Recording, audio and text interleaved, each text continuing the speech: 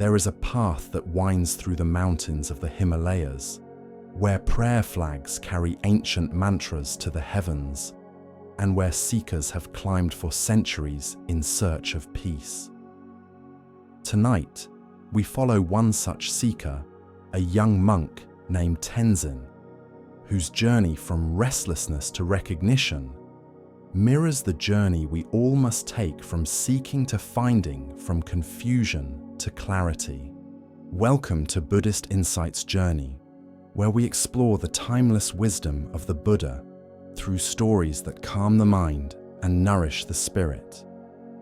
I'm honored you've chosen to spend this time here, in this space of rest and reflection. Tonight's journey unfolds over 5 hours, weaving together the profound teachings of the Dharma with the intimate struggles of a human heart seeking its way home. These are not just stories, they are teachings that have brought peace to countless hearts across centuries. Before we begin Tenzin's journey, I invite you to join our global Sangha. In the comments below, share where you're listening from and what time it is in your part of the world. It's beautiful to see how this ancient wisdom connects us across all boundaries. Now, settle into your comfort. Let your body find its rest. If you drift into sleep, that is perfect. Let us begin. The first light of dawn touched the snow-capped peaks of the Himalayas, painting them in shades of rose gold and amber. A young monk named Tenzin climbed the final stone steps toward Tashi Gompa, a monastery perched high in the mountains of Tibet. Prayer flags stretched across the path, their faded colors, blue, white, red, green, and yellow, fluttering in the thin mountain air, carrying mantras to the heavens. Tenzin's maroon robes were dusty and worn from 5 days of travel. His legs ached from the altitude, but his mind was far more restless than his body. Questions tumbled through his thoughts like stones down a mountainside. Questions about suffering, about enlightenment, about the very meaning of existence itself. He had spent 8 years studying in the monasteries of the lowlands. He had memorized countless sutras debated with learned scholars, practiced meditation until his legs went numb. Yet peace eluded him. The more he learned, the more questions arose. The more he practiced, the more frustrated he became with his lack of progress. Other monks spoke of profound experiences of visions and realizations. But for Tenzin, practice felt like pushing a boulder uphill, exhausting and endless. He had heard stories of Lama Dorje, the old teacher who lived in this remote mountain Gompa. They said the Lama had achieved perfect peace, that his very presence could calm a troubled mind, that he had spent 20 years in solitary retreat in a cave above the monastery. Tenzin hoped he needed this teacher to finally give him the answers he sought. Surely someone so enlightened could explain what Tenzin was doing wrong, could show him the secret he was missing. The monastery gate stood open, its wooden frame carved with protective deities and auspicious symbols. Tenzin paused at the threshold, suddenly nervous. This was the moment he had traveled so far to reach. He stepped through, his feet crunching on the gravel path. The courtyard was simple, a few ancient juniper trees, a stone path worn smooth by centuries of footsteps, a small fountain with a prayer wheel beside it. And there in the center stood an old monk sweeping fallen juniper needles.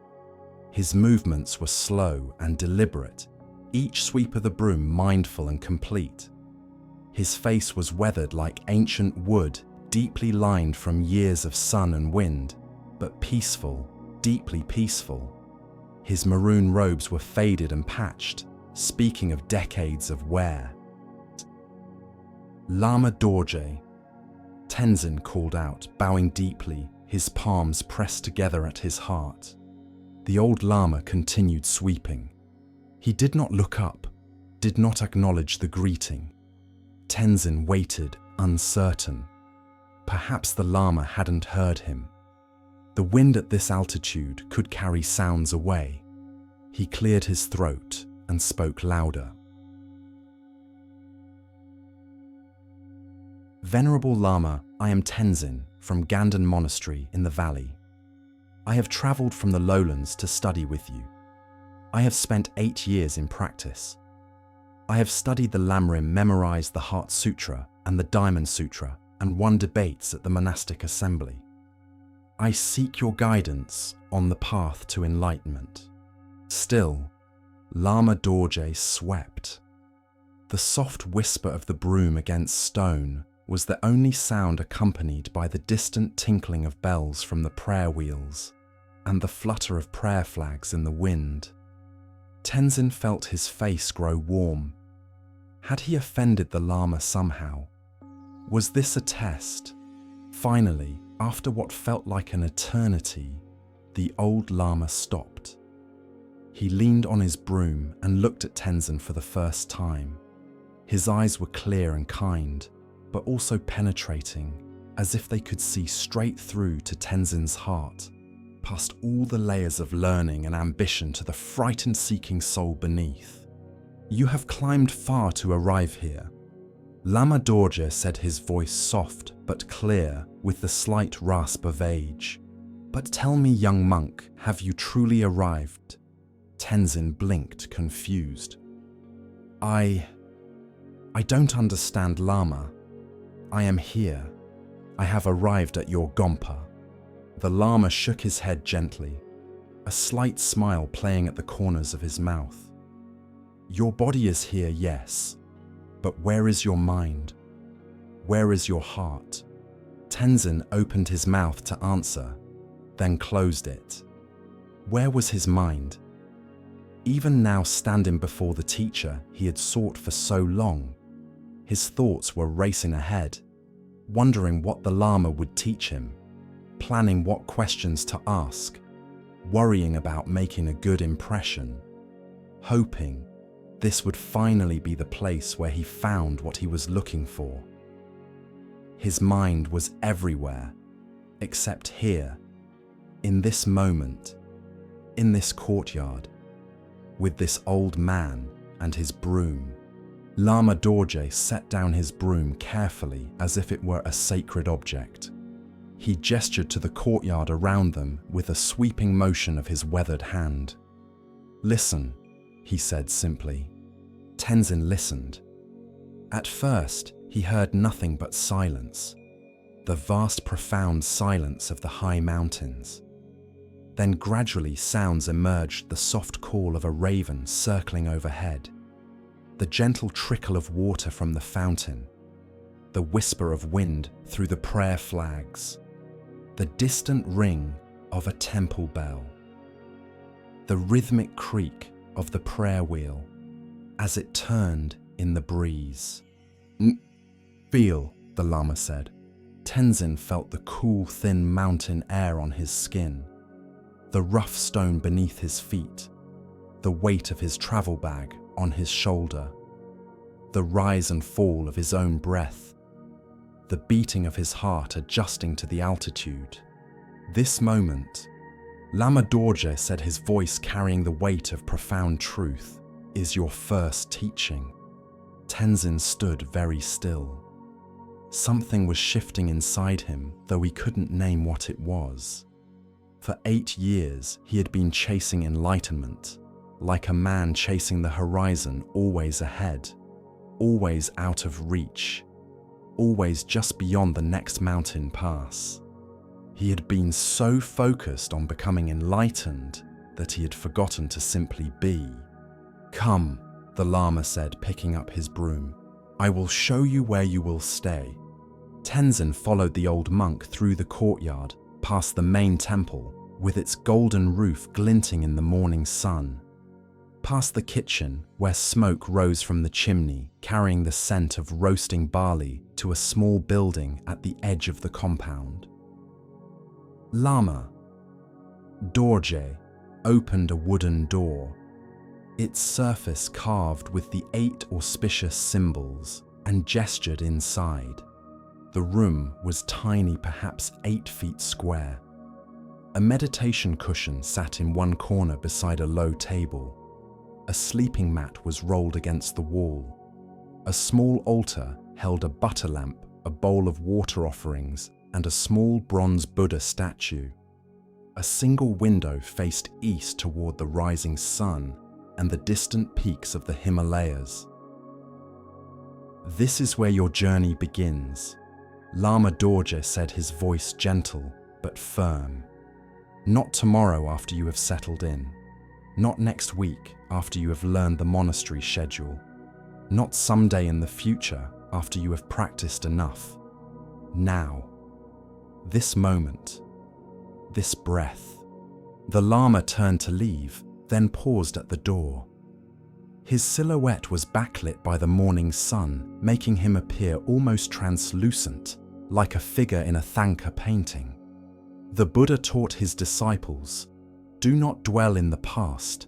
Do not dream of the future. Concentrate the mind on the present moment." You have spent 8 years preparing for the journey, Tenzin. Perhaps it is time to actually begin.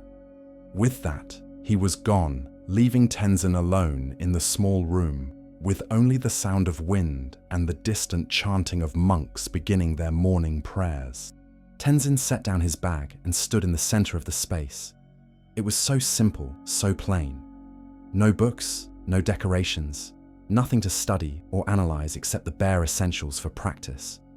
Just this room, this moment, this breath. He felt a strange mix of disappointment and relief.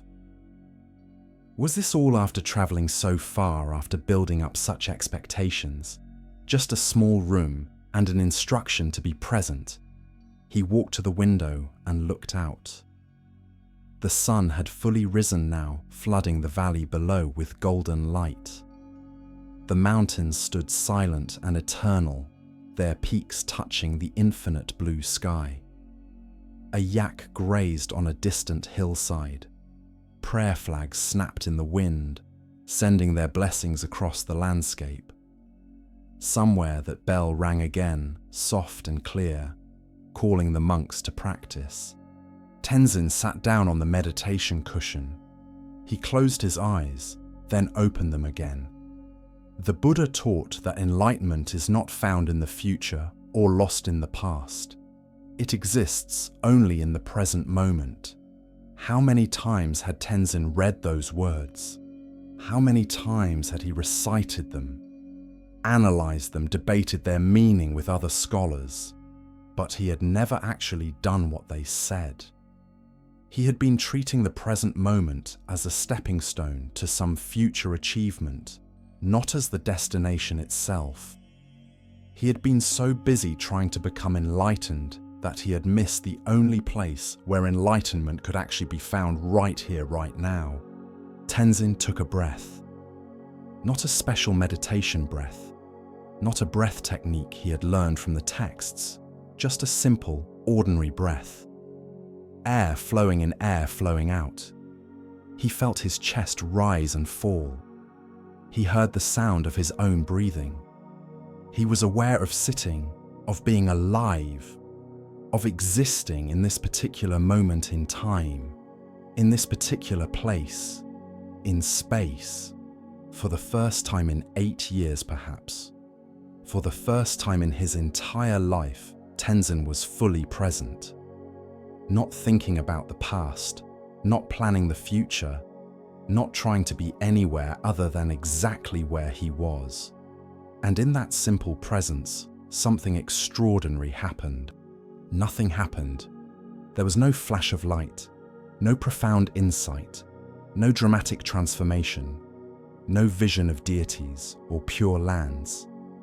There was just this, a young monk sitting in a small room, breathing aware present. And somehow, in the ordinariness of it, there was a peace he had never known.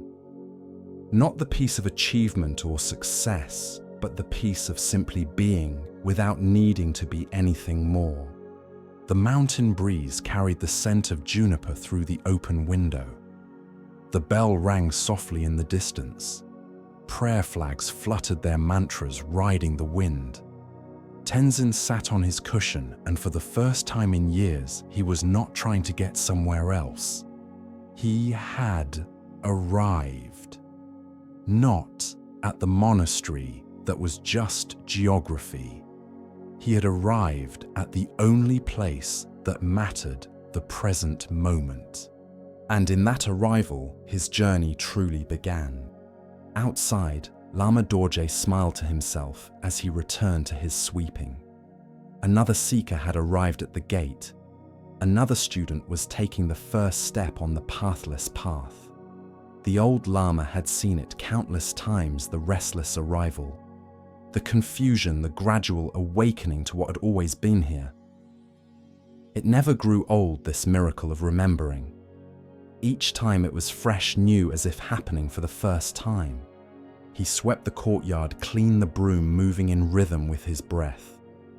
Each stroke a meditation, each moment complete in itself.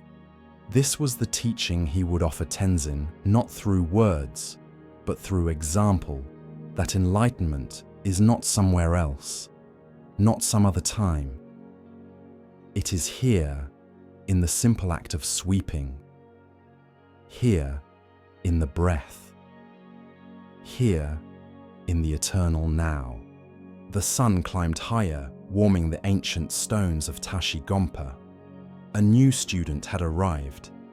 The teachings would unfold, as they always did, in their own time, in their own way. And Lama Dorje would be there, sweeping, waiting, present, a living reminder that the path is not about going somewhere, but about being fully where you are. Tenzin woke to the deep, resonant sound of the monastery's great horn, the Dungchen, calling the monks to morning practice. Its long, mournful note echoed across the mountains, a sound that seemed to come from the earth itself. He had slept deeply in his small room, more peacefully than he had in months, wrapped in thick wool blankets against the mountain cold. He rose, splashed his face with icy water from the bucket by the door, and made his way to the main temple. The sky was still dark, scattered with stars that seemed close enough to touch at this altitude. His breath formed clouds in the frigid air. Lama Dorje was already in the temple, sitting perfectly still before the altar, with its rows of butter lamps flickering like earthbound stars. The scent of juniper incense filled the space. Tenzin took his place on a cushion and closed his eyes, settling into the familiar rhythm of meditation, expecting to sit until sunrise, as he had done for years in the lowland monasteries. But after only a few minutes, the Lama rose. "Come, Tenzin," he said quietly, his voice barely above a whisper. "I have something to show you." They walked through the awakening monastery, past the sleeping quarters, where other monks were just beginning to stir, past the kitchen, where the cook was lighting the fire for the morning tea. Lama Dorje led him to a gate at the back of the compound that Tenzin hadn't noticed the day before. The old Lama pushed it open with a creak of ancient hinges, and they stepped into what should have been a garden. Tenzin stopped and stared. The space was large, perhaps 60 paces across, but it was completely overgrown. Wild grasses and weeds tangled around what might once have been vegetable beds. Thistles grew waist-high in some places, their roots thick and stubborn. A few struggling plants poked through here and there, turnips choked by vines, herbs, lost in a sea of unwanted growth. It looked like no one had tended this garden in months, maybe years. The wooden fence was broken in places, and the stone borders of the beds had crumbled. Lama Dorje handed Tenzin a small hoe, its wooden handle smooth from decades of use, the metal blade worn but still sharp. "This is your practice," he said, simply, his tone matter of fact. Tenzin took the tool, confusion washing over him like cold water. Lama, I came here to study the Dharma, to deepen my meditation practice. I thought you would teach me about the nature of mind, about emptiness, about... I am teaching you. The Lama interrupted gently, his eyes twinkling with something that might have been amusement. This garden is your classroom. These weeds are your teachers. He gestured to the overgrown beds with a sweep of his hand. Begin here. Work until the noon meal. Then we will talk.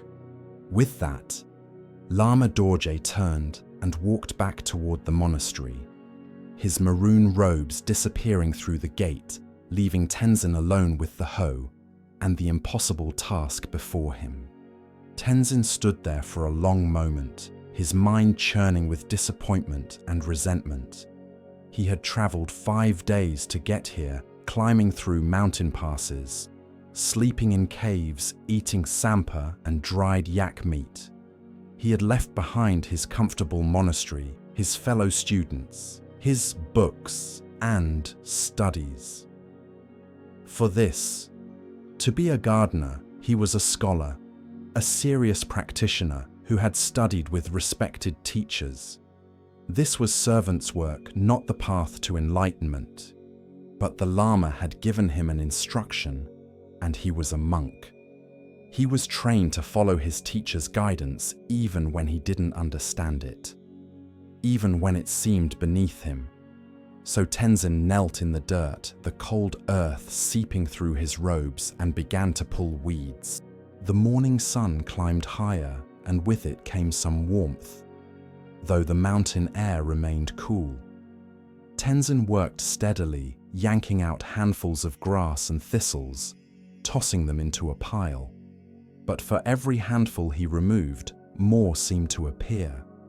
The roots ran deep, tangling around each other, clinging to the rocky soil with stubborn determination. Some broke off when he pulled them, leaving the root still buried, ready to grow back stronger. His back began to ache from bending, his hands soft from years of holding prayer beads and turning pages of texts started to blister. And with the physical discomfort came a rising tide of mental anguish. His mind filled with complaints and judgments, a constant stream of resistance. This is pointless, he thought, yanking at a particularly stubborn weed, its roots refusing to release their grip on the earth. I should be meditating, studying sutras, receiving profound teachings about the nature of reality, not doing manual labor like a novice who just arrived at the monastery. He attacked the weeds with increasing frustration, pulling them roughly, throwing them aside with force. The Lama is testing me, he decided, wiping sweat from his forehead despite the cool air. He wants to see if I'm serious, if I'm humble enough, if I can accept menial tasks without complaint. Fine.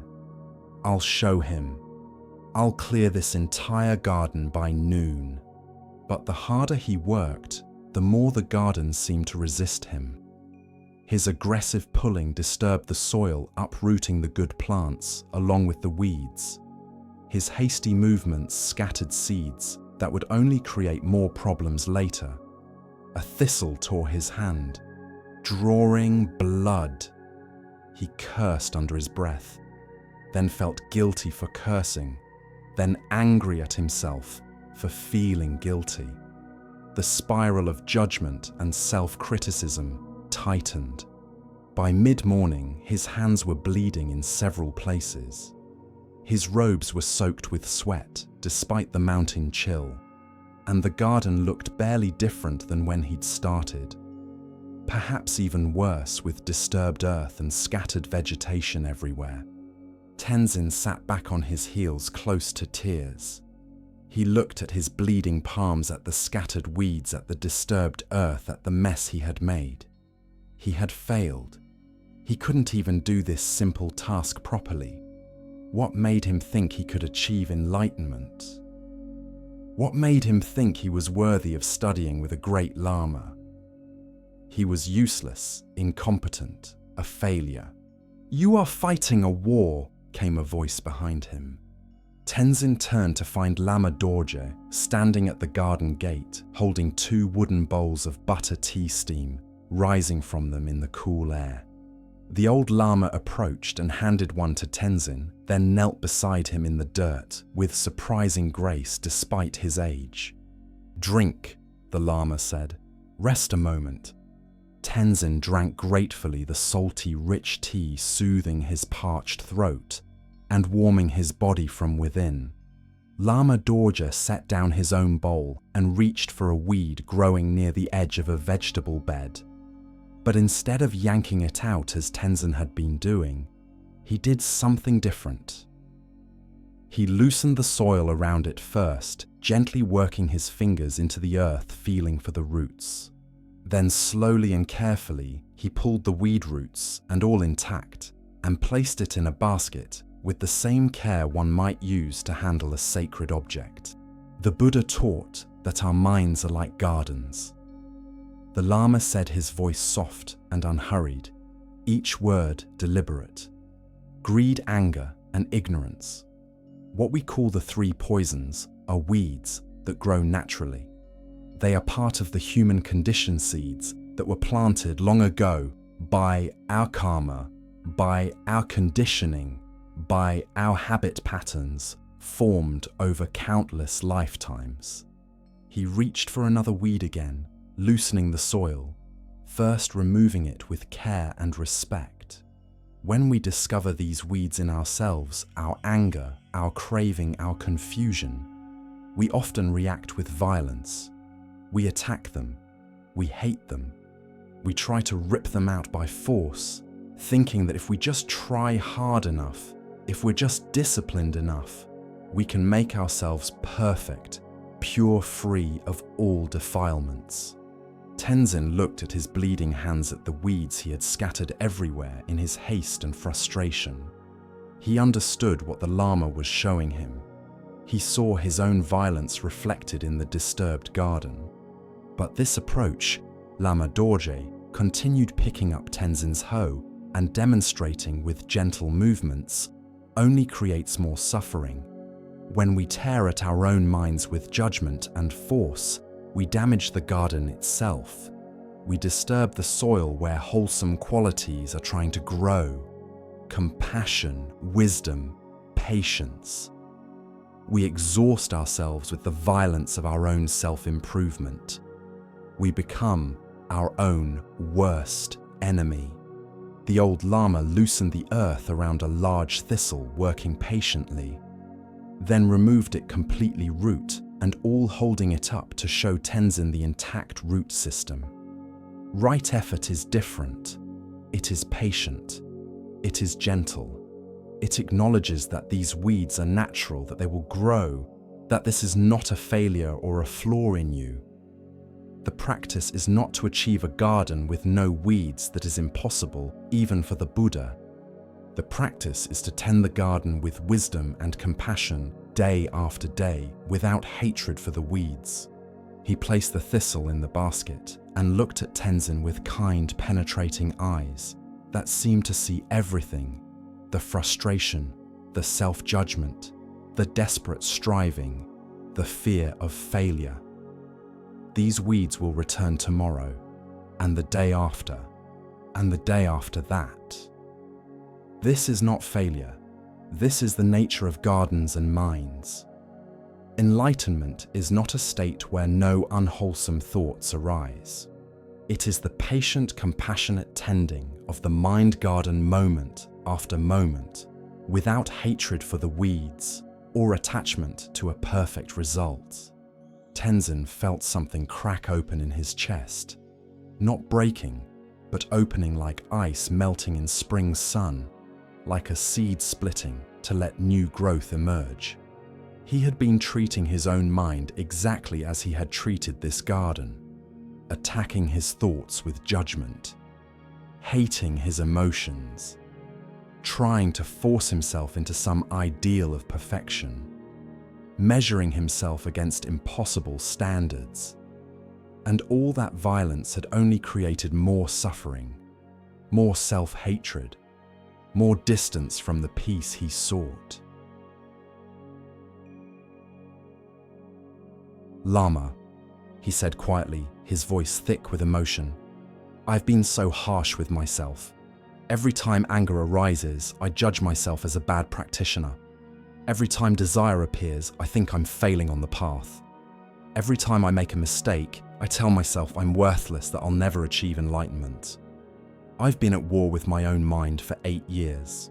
Lama Dorje nodded slowly, understanding in his eyes. "Yes. And how has that war been going?" Tenzin looked at his bleeding hands and laughed a short, sad laugh that held years of pain. Not well at all. "No." The Lama agreed, his voice gentle. "War never goes well. Violence never brings peace, whether we direct it outward or inward. But there is another way, the Buddha's way, the way of compassion even toward ourselves, especially toward ourselves."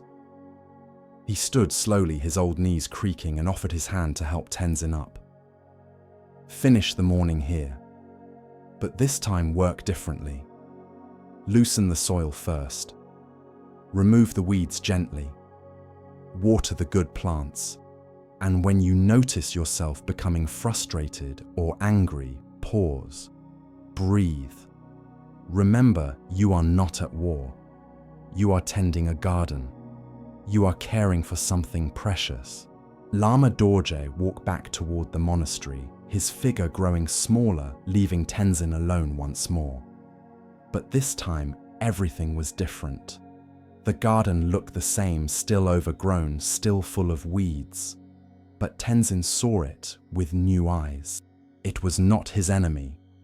It was his teacher. Each weed was an opportunity to practice patience, gentleness, compassion. Each moment of frustration was a chance to notice, to pause, to choose a different response. He picked up the hoe, not as a weapon this time, but as a tool. He approached a section of the garden and knelt in the dirt. This time he worked slowly. He loosened the soil around each weed before pulling it, feeling for the roots with his fingers. He removed them gently, carefully placing them in the basket, instead of throwing them aside. When he found a turnip plant struggling beneath a tangle of vines, he freed it with patience, supporting its stem, giving it room to breathe and grow. The work became meditation. Each weed removed was a moment of mindfulness. Each plant tended was an act of compassion for the plant, for the garden, for himself. And when he noticed frustration arising, when a root broke off, when the work seemed endless, when his back ached, he paused. He breathed. He remembered the Lama's words. This is not war. This is practice. This is not failure. This is the path itself. By the time the monastery bell rang for the noon meal, Tenzin had cleared only a small section of the garden, perhaps a tenth of the whole. But that section was truly clear, the soil loose and healthy, the good plants freed and thriving, the weeds removed with their roots intact. His hands still hurt, but the bleeding had stopped. His back still ached, but his heart felt lighter than it had in years. He stood and looked at his morning's work. So little done, so much remaining. But he was not discouraged. He understood now. This was not a task to be completed, a problem to be solved, a test to be passed. This was practice, daily, patient, gentle practice. Tomorrow he would return, and the day after, and the day after that. The weeds would grow back, and he would tend them again. This was not failure. This was the path. As he washed his hands in the cold water from the well, watching the dirt and blood swirl away, Tenzin realized something profound. He had come to this monastery seeking teachings about the nature of mind, about emptiness, about enlightenment. And Lama Dorje had given him exactly that, not through words, not through texts, but through dirt and weeds and blistered hands. The garden was his mind. The weeds were his afflictions. And the practice was not to violently eradicate them, but to tend them with patience and compassion day after day, moment after moment, without hatred, without judgment, without the violence of perfectionism. This was the Dharma. This was the path. Not in some distant monastery or ancient text, but here, in this overgrown garden, in these bleeding hands, in this moment of understanding. Tenzin bowed toward the garden, a gesture of gratitude and respect. Then he walked toward the dining hall, ready to continue his training, ready to tend whatever garden the Lama would show him next. 3 weeks had passed since Tenzin arrived at Tashigompa, and he had fallen into a rhythm rising before dawn to the sound of the Dungchen morning meditation in the temple hours, tending the garden afternoon study evening prayers. The garden was slowly transforming under his patient care, and so was he. The blisters on his hands had become calluses. The ache in his back had become strength. And something in his mind was beginning to settle, like silt sinking to the bottom of a clear mountain lake. On this particular morning, Tenzin was finishing his meditation when the peace of the temple was shattered by the sound of shouting. A man's voice, loud and furious, echoed across the courtyard, bouncing off the ancient stone walls. "Where is the Lama? I demand to see him. Someone answer me." Tenzin opened his eyes, his heart suddenly racing. In his 3 weeks at the monastery, he had never heard such anger within these walls. The place had been a sanctuary of quiet and peace. Now someone had brought a storm inside. He rose from his cushion and hurried toward the sound, his curiosity mixed with concern. He reached the courtyard to find a man pacing near the gate like a caged animal. The visitor wore expensive tuba robes of fine wool, now dusty from travel, and his face was flushed red with rage, despite the cool mountain air. His hands clenched and unclenched at his sides.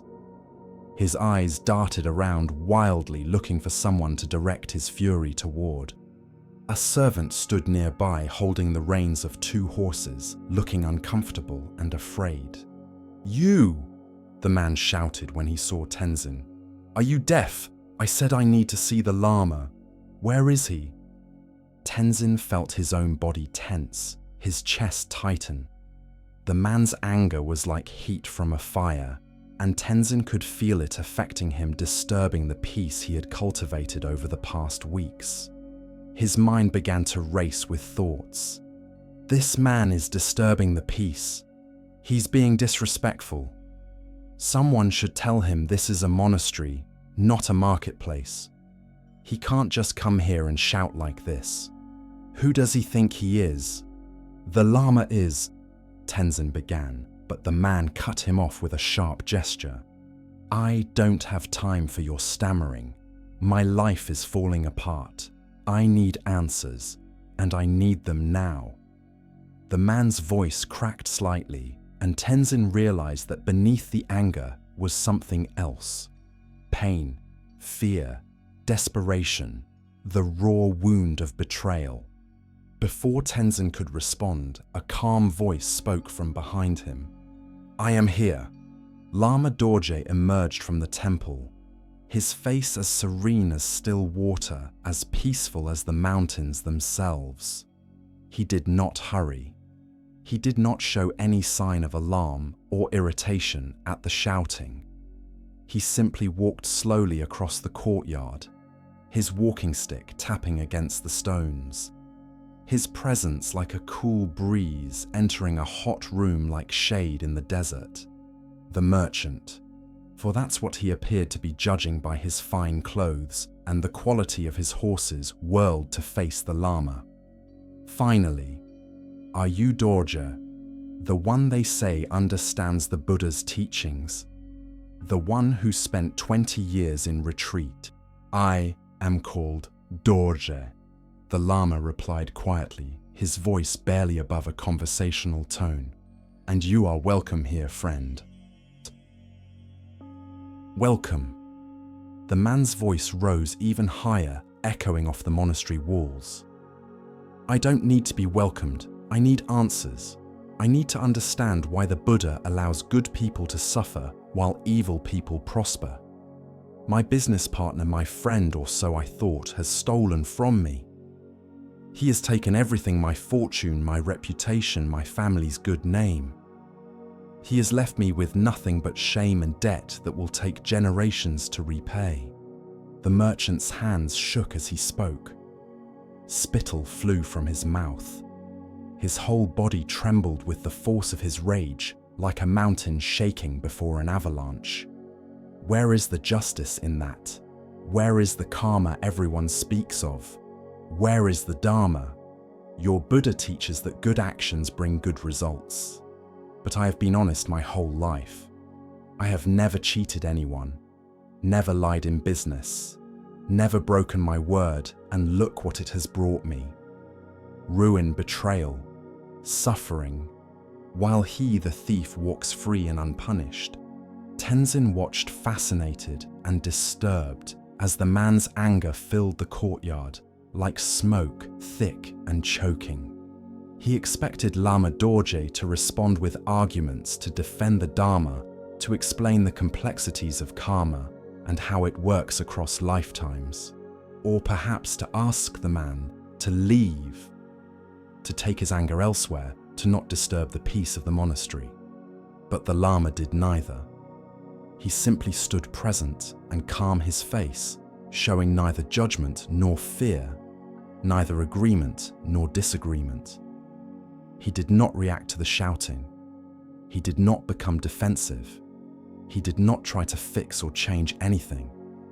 He was like a mountain, unmoved by the storm, raging around it, yet not cold or indifferent. There was compassion in his stillness, a kind of spacious acceptance that allowed the man's anger to exist without being absorbed by it, without being amplified by it. The merchant continued to rage, his voice growing hoarse, but gradually with no one fighting back, no one arguing with him, no one giving his anger fuel. His fury began to exhaust itself. His voice grew quieter. His gestures became less wild.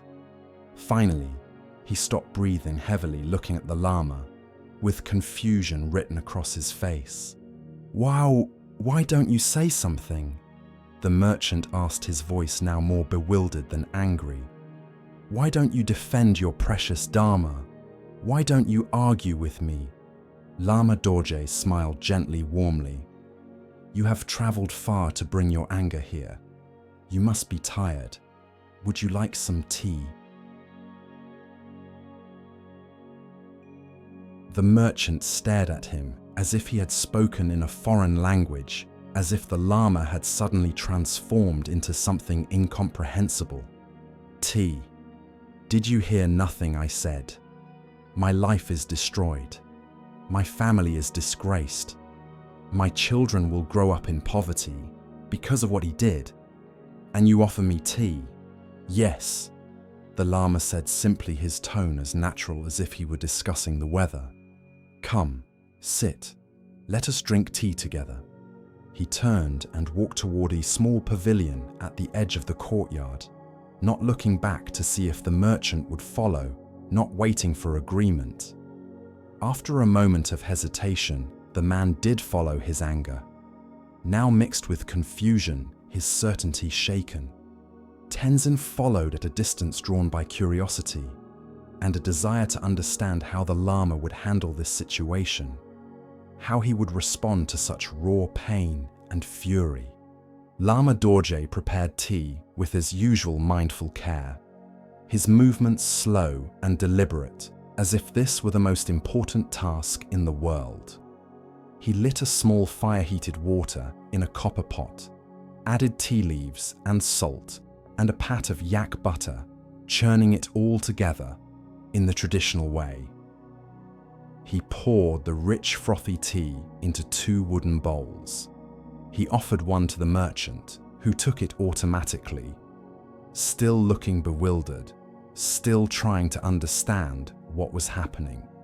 "Tell me," the Lama said, settling onto a cushion with a soft sigh. "Who suffers most from your anger right now? Your business partner who betrayed you or you yourself?" The merchant opened his mouth to answer, then stopped. His hands, Tenzin noticed, were shaking so badly that tea sloshed over the rim of his bowl, staining his expensive robes. His face was still flushed, his breathing rapid and shallow. Dark circles shadowed his eyes. Speaking of sleepless nights and endless worry, I haven't slept in 7 days, the merchant said quietly, the admission seeming to surprise even himself. "Every time I close my eyes, I see his face.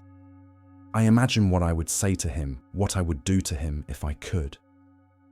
I plan my revenge in 1,000 different ways. My chest feels like there's a stone crushing it. My stomach burns. I can't eat. I can't rest. I can't think of anything else. My wife says I'm becoming a stranger, that she doesn't recognize me anymore." "And your partner?" Lama Dorje asked gently, his voice soft with compassion. "Is he suffering like this?" The merchant's face twisted with pain and rage. "No, he's probably sleeping soundly, enjoying the money he stole from me, laughing at how easily he deceived me. So your anger is punishing him?" "No!" The merchant admitted, his voice breaking, tears beginning to form in his eyes. "It's punishing me. Only me." Lama Dorje nodded slowly, his expression full of understanding and compassion. The Buddha taught something important about anger. He said that holding on to anger is like grasping a hot coal with the intent of throwing it at someone else. You are the one who gets burned. The coal doesn't care who you intend to throw it at. It burns your hand regardless. The merchant looked down at his shaking hands, at the tea he couldn't drink because his body was so tense, so consumed by rage and pain. Tears began to roll down his cheeks, cutting tracks through the dust on his face. Your partner's actions were his karma. The Lama continued, his voice soft and compassionate, like a father speaking to a wounded child. The seeds he planted, those seeds will bear fruit in their own time. That is the nature of cause and effect, as certain as water flowing downhill. You cannot control that. You cannot make his karma ripen faster or slower. But your anger, that is your karma. Those are seeds you are planting right now in this present moment. And look at the fruit they are already bearing. He gestured to the merchant's trembling hands, his exhausted face, his tear-stained robes. You are destroying yourself. Not because of what he did, that is in the past, it is finished. But because of what you are doing to yourself now, in this moment, with this anger, you are feeding and nurturing like a fire. The merchant wept openly now, his whole body shaking with sobs, years of control and dignity falling away. "I'm so tired," he whispered. "I'm so tired of being angry, but I don't know how to stop. He wronged me. Doesn't he deserve my anger? Doesn't justice demand it? Perhaps he does deserve anger." Lama Dorje said, his tone neither agreeing nor disagreeing. "But do you deserve to suffer like this? His betrayal happened in the past. It is done. You cannot change it by being angry, but your suffering is happening right now in this present moment. And it is not being created by him, it is being created by the fire you continue to feed in your own heart. The merchant looked up, his face wet with tears, his eyes red and swollen. But if I let go of my anger, doesn't that mean he wins? Doesn't that mean what he did was acceptable? Doesn't that make me weak? Letting go of anger does not mean accepting injustice. The Lama replied, his voice firm but kind. You can still seek legal remedy. You can still protect yourself and your family from future harm. You can still speak truth about what happened. You can still pursue justice through proper channels. But you can do all of these things without burning yourself alive with rage. The Buddha taught that hatred never ceases by hatred, but only by love. This is an eternal law as unchangeable as the rising of the sun. Lama Dorje refilled the merchant's bowl with fresh tea, the gesture tender and caring. Your anger feels powerful. It feels like strength, like you are doing something, like you are fighting back. But look honestly, has it changed anything? Has it undone the betrayal? Has it restored your fortune? Has it brought you any peace or justice? The merchant shook his head slowly, the movement heavy with defeat and recognition. No, it has only made everything worse. I've been so consumed by rage that I haven't been able to think clearly to plan to take care of my family. I've been so focused on him that I've neglected everything else in my life. My wife, my children, my remaining business, all suffering because I can't let go of this burning coal. Yes, the Lama said gently, his eyes full of compassion. This is what anger does. It promises us power, but delivers only suffering. It promises us justice, but delivers only poison. The Buddha taught that we must learn to respond to wrongdoing with wisdom, not with rage. Wisdom sees clearly and acts appropriately. Rage blinds us and makes us act foolishly, destroying ourselves in the process. They sat in silence for a while, the merchant sipping his tea, his breathing gradually slowing, his body beginning to relax as the rage drained away like water from a broken vessel. Tenzin watched from his position near the pavilion, marveling at the transformation.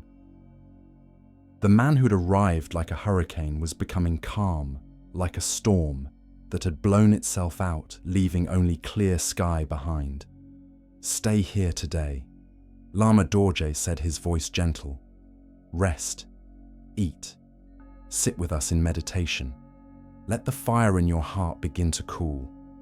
Then tomorrow you can return to your life and do what needs to be done, but from a place of clarity, not from a place of rage. From wisdom, not from hatred. The merchant nodded, too exhausted to argue, too broken to resist.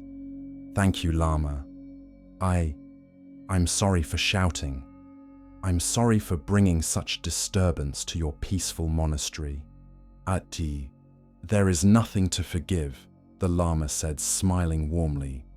You brought your suffering here, and that is what this place is for, to help ease suffering.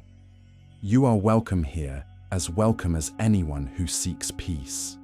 As the merchant was led away by another monk to rest, Tenzin approached Lama Dorje. His mind was full of questions, but one rose above the others, demanding to be asked. Lama, how did you remain so calm? His anger was so intense, so overwhelming. I felt it affecting me, making my own heart race. My own thoughts become agitated, my own judgments arise. But you were like a mountain. How Lama Dorje looked at him with kind eyes, eyes that had seen much suffering and learned to meet it with compassion. I did not absorb his anger, Tenzin. I did not take it into myself. His anger was his. It belonged to him, not to me. I could see it, acknowledge it, have compassion for the suffering it was causing him. But I did not need to make it mine. But how? Tenzin pressed, genuinely confused. How do you not absorb someone else's emotions when they're so powerful, so intense? It seems impossible. By remaining rooted in your own center, the Lama replied, his voice taking on the tone of teaching. By understanding that emotions are like weather, they arise, they pass, but they are not who we are. His anger was a storm passing through him. I did not need to become part of that storm. I could simply stand steady and offer shelter until it passed. He placed a hand on Tenzin's shoulder, the touch warm and grounding.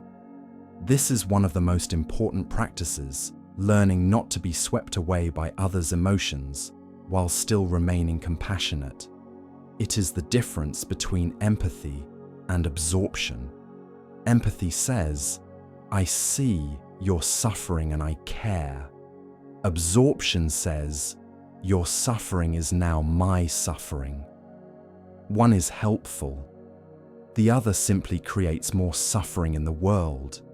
Tenzin thought about this as he returned to his garden work, the Lama's words echoing in his mind.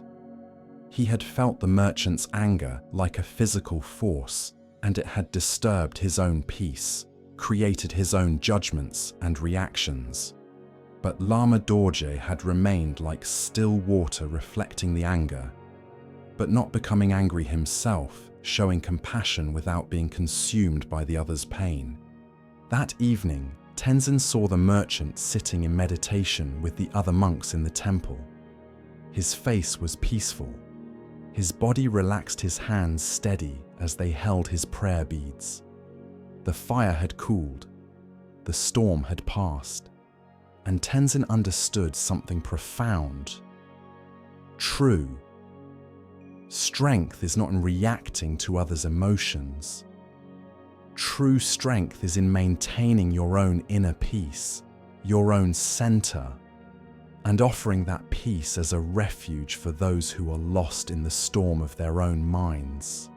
As the butter lamps flickered and the monks chanted the evening prayers, Tenzin felt grateful for this teaching, for this teacher, for this path that was showing him not just how to find peace for himself, but how to remain peaceful in the presence of others' suffering. This was the Bodhisattva way, the way of compassion that doesn't drown in the ocean of suffering, but offers a boat to those who are drowning. The next morning, the merchant departed, bowing deeply to Lama Dorje. His eyes clear, his step lighter. He still had problems to face, justice to seek, a life to rebuild. But he was no longer carrying the hot coal of rage. He had put it down, and in doing so, had freed his hands to actually do something useful. Tenzin watched him go, then returned to his garden, ready for whatever weeds would grow today. Tenzin had carried his alms bowl since the day of his ordination 8 years ago in a monastery far below in the valleys. It was a simple bowl made of wood, dark and smooth from years of use, but to him it was precious beyond measure. His root teacher had placed it in his hands during the ordination ceremony, saying, "This bowl represents your commitment to the path. Care for it as you care for your practice. It will accompany you through your journey to enlightenment." And Tenzin had cared for it. Every evening he washed it carefully with sand, and water dried it thoroughly with a clean cloth, rubbed it with a bit of oil to preserve the wood, wrapped it in a piece of silk. The bowl had accompanied him through years of study, through countless meals received in mindfulness, through his journey to this mountain monastery. Its weight in his hands had become familiar, comforting, like an old friend.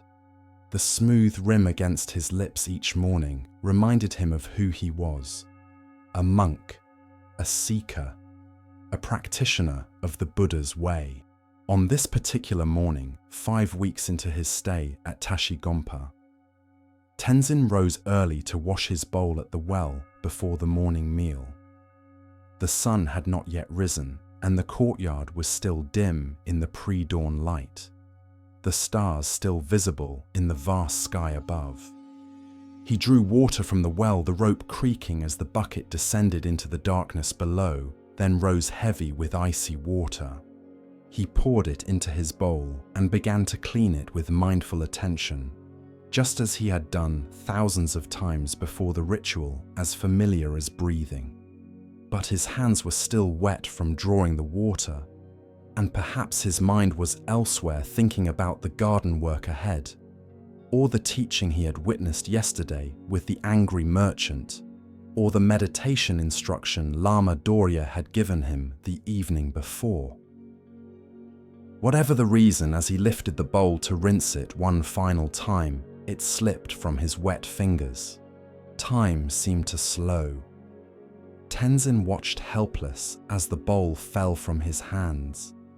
It tumbled through the air, turning once, twice, catching the first light of dawn. Then it struck the stone edge of the well with a sharp crack that echoed through the silent courtyard, like a gunshot, like the breaking of his heart. The bowl split cleanly in half. Tenzin stood frozen, staring at the two pieces lying on the ground. For a moment, his mind went completely blank, unable to process what had just happened. Then a wave of emotion crashed over him. Shock, disbelief, and a grief so sudden and intense it took his breath away, made his legs weak. He knelt and picked up the two halves with trembling hands, holding them like the broken pieces of his own heart. The break was clean, running straight through the center of the bowl, through the very middle where he had eaten countless meals. The bowl that had been whole just moments ago was now irreparably broken. No amount of glue or skill could make it whole again. It was finished, dead, gone. Tears came unbidden, rolling down Tenzin's cheeks, hot against his cold skin. He felt foolish for crying over a bowl. It was just an object, just a piece of wood, but he couldn't stop. It wasn't just a bowl. It was a connection to his ordination, to his root teacher, who had since passed away, to his identity as a monk, to 8 years of practice and dedication. It was a symbol of everything he had committed himself to, and now it was broken. And somehow that felt like he was broken too, like his practice was broken, like everything was falling apart. I wasn't mindful enough. He thought, his chest tight with shame and self-recrimination. I was careless. I was distracted. I failed. A true practitioner would never let this happen. Lama Dorje would never drop his bowl. What kind of monk am I? How can I claim to be practicing mindfulness when I can't even hold onto a simple bowl? He sat there by the well, holding the broken pieces, lost in a spiral of self-judgment and grief, drowning in the story his mind was creating about what this meant, about what kind of person he was, about his unworthiness. He didn't hear Lama Dorje approach, until the old Lama was standing beside him, his presence like a gentle hand on a troubled brow. "Ah," the Lama said softly, looking at the broken bowl with interest rather than disappointment. "May I see?" Tenzin handed him the pieces, unable to speak, his throat tight with unshed tears and shame. Master Dorje took them gently, turning them over in his weathered hands, examining the break with careful attention, running his fingers along the split wood. Tenzin waited for the disappointment, the lecture about mindfulness, the reminder to be more careful, the confirmation that he had failed. But instead, the Lama smiled. Not a mocking smile, not a pitying smile, but one of genuine warmth and interest, as if Tenzin had shown him something fascinating rather than something broken. "Look," he said, tracing the edge of the break with his finger. "See how the fracture reveals the bowl's inner nature. The grain of the wood, the rings showing its age, the way it was carved from a single piece. When the bowl was whole, you could not see any of this. It was hidden." Tenzin looked at the broken edge through his tears. The Lama was right. The cross-section showed the bowl's hidden structure, the evidence of how it had been made, the marks of time and use that had shaped it, the very essence of the tree it had once been. Lama Dorje stood slowly, his joints creaking in the cold morning air, and walked to a shelf near the temple entrance. He placed the two halves there side by side where the morning light would catch them, arranging them with care as if they were precious relics. The Buddha taught that all conditioned things are impermanent, anicca. This bowl was never permanent, Tenzin. From the moment it was created from the tree, from the moment the carpenter shaped it, it was moving toward this moment of breaking. This is not a tragedy. This is simply the nature of all things. Everything that comes together must come apart. Everything born must die. "But Lama," Tenzin said, his voice thick with emotion, struggling to understand, "I've had this bowl since my ordination. It was given to me by my root teacher. It was important to me. It connected me to him, to my vows, to my practice. And I broke it through carelessness, through lack of mindfulness. I failed." "Did you break it on purpose?" The Lama asked, his tone curious rather than accusatory. "No, of course not. Then it was not carelessness, it was simply what happened. Your hands were wet. The bowl slipped. This is the nature of physical reality. Things fall, things break. Hands get wet and lose their grip. This is not a moral failing. This is not evidence of bad practice. This is just what happened." Lama Dorje sat down beside Tenzin on the edge of the well, settling himself with a soft grunt. "Tell me, why are you really crying? Is it about the bowl itself, or about something else?" Tenzin was quiet for a long moment, looking inward past the surface grief to the deeper pain beneath. I think I'm crying because I believed it would last forever. I know the teaching about impermanence.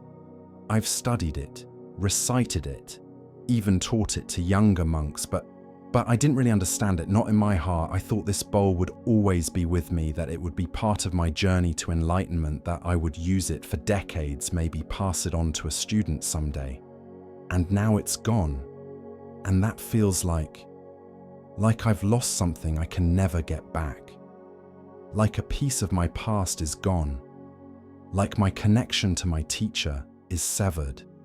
"Yes," the Lama said gently, his voice full of understanding. "This is the suffering the Buddha spoke of, dukkha. We suffer not because things are impermanent, but because we cling to them as if they were permanent. We suffer not because the bowl broke, but because you believed it wouldn't. You attached your identity to it, your sense of security, your connection to your past and your teacher. And when it broke, all of that attachment became suffering." Tenzin wiped his eyes with his sleeve, feeling the truth of the words, but still struggling with the pain. "So I shouldn't have cared about it at all. Should I not care about anything?"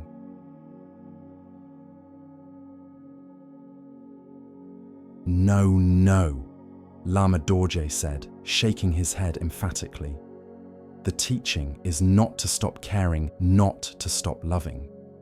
The teaching is to love things fully while understanding their true nature, to appreciate them completely while knowing they will not last. This is the difference between attachment and appreciation, between clinging and loving. He gestured to the broken bowl on the shelf, now illuminated by the rising sun. You can love that bowl for what it was, for the service it provided, for the memories it holds, for the connection it represented to your teacher. But you must also accept that it was always temporary, always changing, always moving toward dissolution. Everything is. This body you inhabit, temporary. This monastery, temporary. Even these mountains, which seem so eternal, are slowly being worn away by wind and rain and ice. The Buddha himself grew old, became sick, and died. His body broke just like your bowl. Nothing escapes impermanence. Nothing. There, then what's the point?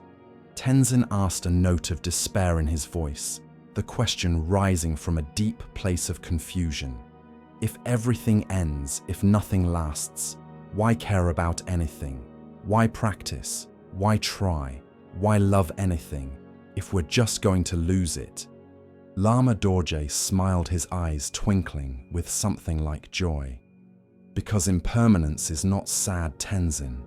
It is beautiful. It is what makes life precious.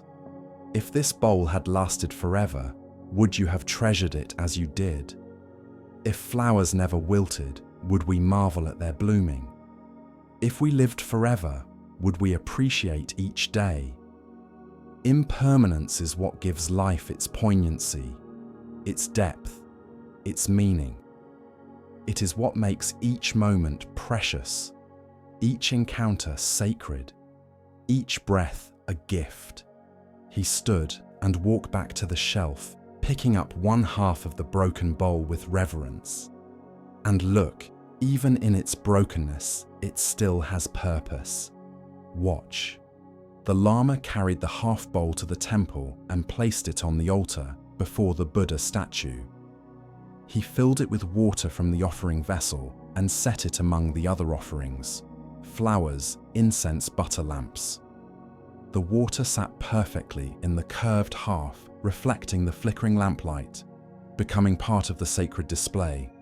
It's me. It is no longer a bowl for eating, Lama Dorje said, returning to Tenzin's side. But it can still hold water for offerings. It can still serve the dharma. Its form has changed, but it has not ceased to be useful. Perhaps this is another teaching that even when things break, even when they change beyond recognition, they can still have value and purpose. They can still serve. Nothing is wasted in the dharma. Over the following days, Tenzin found himself visiting the shelf where the broken bowl sat, drawn to it like a pilgrim to a shrine. Lama Dorje used both halves as offering vessels, filling them with water each morning for the altar, sometimes placing flowers in them, once using one half to hold incense ash. The broken bowl became more interesting than the whole one had been, more teaching than tool. Its brokenness revealed its nature. Its change revealed its adaptability. Its imperfection revealed its perfection. And gradually, Tenzin's grief transformed into something else, a deeper understanding of what the Buddha had taught, not just intellectually, but in his bones, in his heart. He began to see impermanence everywhere, in the changing seasons, in the melting snow, in the growing plants in his garden, in the aging faces of the monks, in his own reflection, in the water. Everything was breaking, changing, moving toward dissolution. And this was not tragedy. This was simply truth. One morning, a week after the bowl had broken, Lama Dorje presented Tenzin with a new bowl. It was similar to the old one, simple wood, unadorned, functional. "For your meals," the Lama said, placing it in Tenzin's hands with a slight bow. Tenzin took it with gratitude, bowing deeply in return. But he held this new bowl differently than he had held the old one. He appreciated its smooth surface, its perfect roundness, its utility. But he also knew, truly knew, not just intellectually, but in his bones, that this bowl, too, would one day break. Everything did. And that knowledge, rather than making him sad, made him treasure it more. He held it carefully, not from fear of breaking it, but from appreciation for having it now in this moment. He used it mindfully, not to make it last forever, but to honor it while it was here. And when he set it down each evening, he did so with a kind of gentle release, knowing that he could not control whether it would survive the night, whether it would be here tomorrow, whether it would last a year, or a decade, or a lifetime. This was the teaching of the broken bowl, not to love less, but to love more freely. Not to stop caring, but to care without the desperate clinging that turns love into suffering. To hold things lightly, appreciate them fully, and release them gracefully when the time comes. Because the time always comes. For bowls, for bodies, for relationships, for life itself. Nothing lasts forever. And in accepting this truth, truly accepting it, not just knowing it, we find a strange and unexpected freedom. The freedom to love without fear. The freedom to appreciate without possessing. The freedom to live fully, knowing that life is temporary, and that its very temporariness is what makes it precious, what makes this moment sacred, what makes this breath a miracle. Tenzin placed his new bowl on the shelf beside his sleeping mat. Tomorrow he would use it for the first time. But tonight he sat in meditation, and when he closed his eyes, he saw not the broken bowl, but the teaching it had given him, that everything breaks, everything changes, everything passes away, and that this is not sad, this is not wrong, this is not failure. This is simply the nature of existence, and in accepting it, we find peace. Not the peace of permanence, but the peace of flowing with change. Not the peace of control, but the peace of surrender. Not the peace of holding on, but the peace of letting go. The butter lamp flickered on his small altar. Outside, the wind carried the sound of prayer flags, snapping their mantras, flying to the heavens. And Tenzin sat, breathing present alive, holding nothing, losing nothing, at peace with the impermanence that makes all things precious. The lesson of the broken bowl had settled into Tenzin's heart, like a seed finding fertile soil, and he continued his practice with renewed understanding.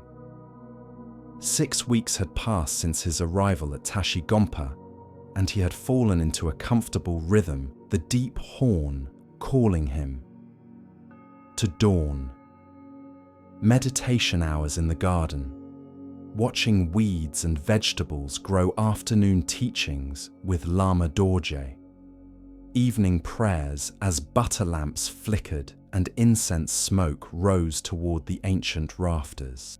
But on the morning that would begin the 7th week, something changed. Tenzin entered the temple for morning meditation, bowing to the altar with its golden Buddha statue and rows of offering bowls. Lama Dorje sat in his usual place perfectly still, his form barely visible in the dim light of the butter lamps. Tenzin prostrated 3 times, as was customary, then took his seat on his cushion and settled into meditation posture. "Good morning, Lama," he said softly as he did every morning. Silence. Tenzin opened his eyes slightly. Perhaps the Lama was deep in meditation and hadn't heard. He closed his eyes again and turned his attention to his breath, letting the silence deepen around him. After the meditation session ended, the monks filed out for morning chores. Tenzin approached Lama Dorje to ask about the day's garden work, as had become their custom. Lama, should I continue clearing the south section today, or... But Lama Dorje walked past him without a word, without even a glance, his eyes looking straight ahead, as if Tenzin were invisible, as if he were nothing more than air. Tenzin stood there, confused, his question hanging unanswered in the empty temple. Had he done something wrong? Had he offended the Lama somehow? At breakfast, the monks gathered in the dining hall for their morning tsampa and butter tea. Lama Dorje sat in his place at the head of the room but did not speak. Not to Tenzin, not to any of the other monks. He ate his simple meal in complete silence, his eyes downcast, then rose and left without a word. The other monks exchanged glances but said nothing. This was unusual, but Lama Dorje was known for his unconventional teaching methods. They had learned to trust his wisdom even when they didn't understand his actions. The day passed. Tenzin worked in the garden, swept the courtyard, studied in his room. Each time he saw the Lama, he hoped for some acknowledgement, some word of guidance, some sign that everything was normal. But Lama Dorje moved through the monastery like a ghost, present, but unreachable, visible, but silent. He did not speak. He did not make eye contact. He did not respond to questions or greetings. He performed his duties, tending the altar, spinning the prayer wheels, leading the evening prayers, but all in complete silence.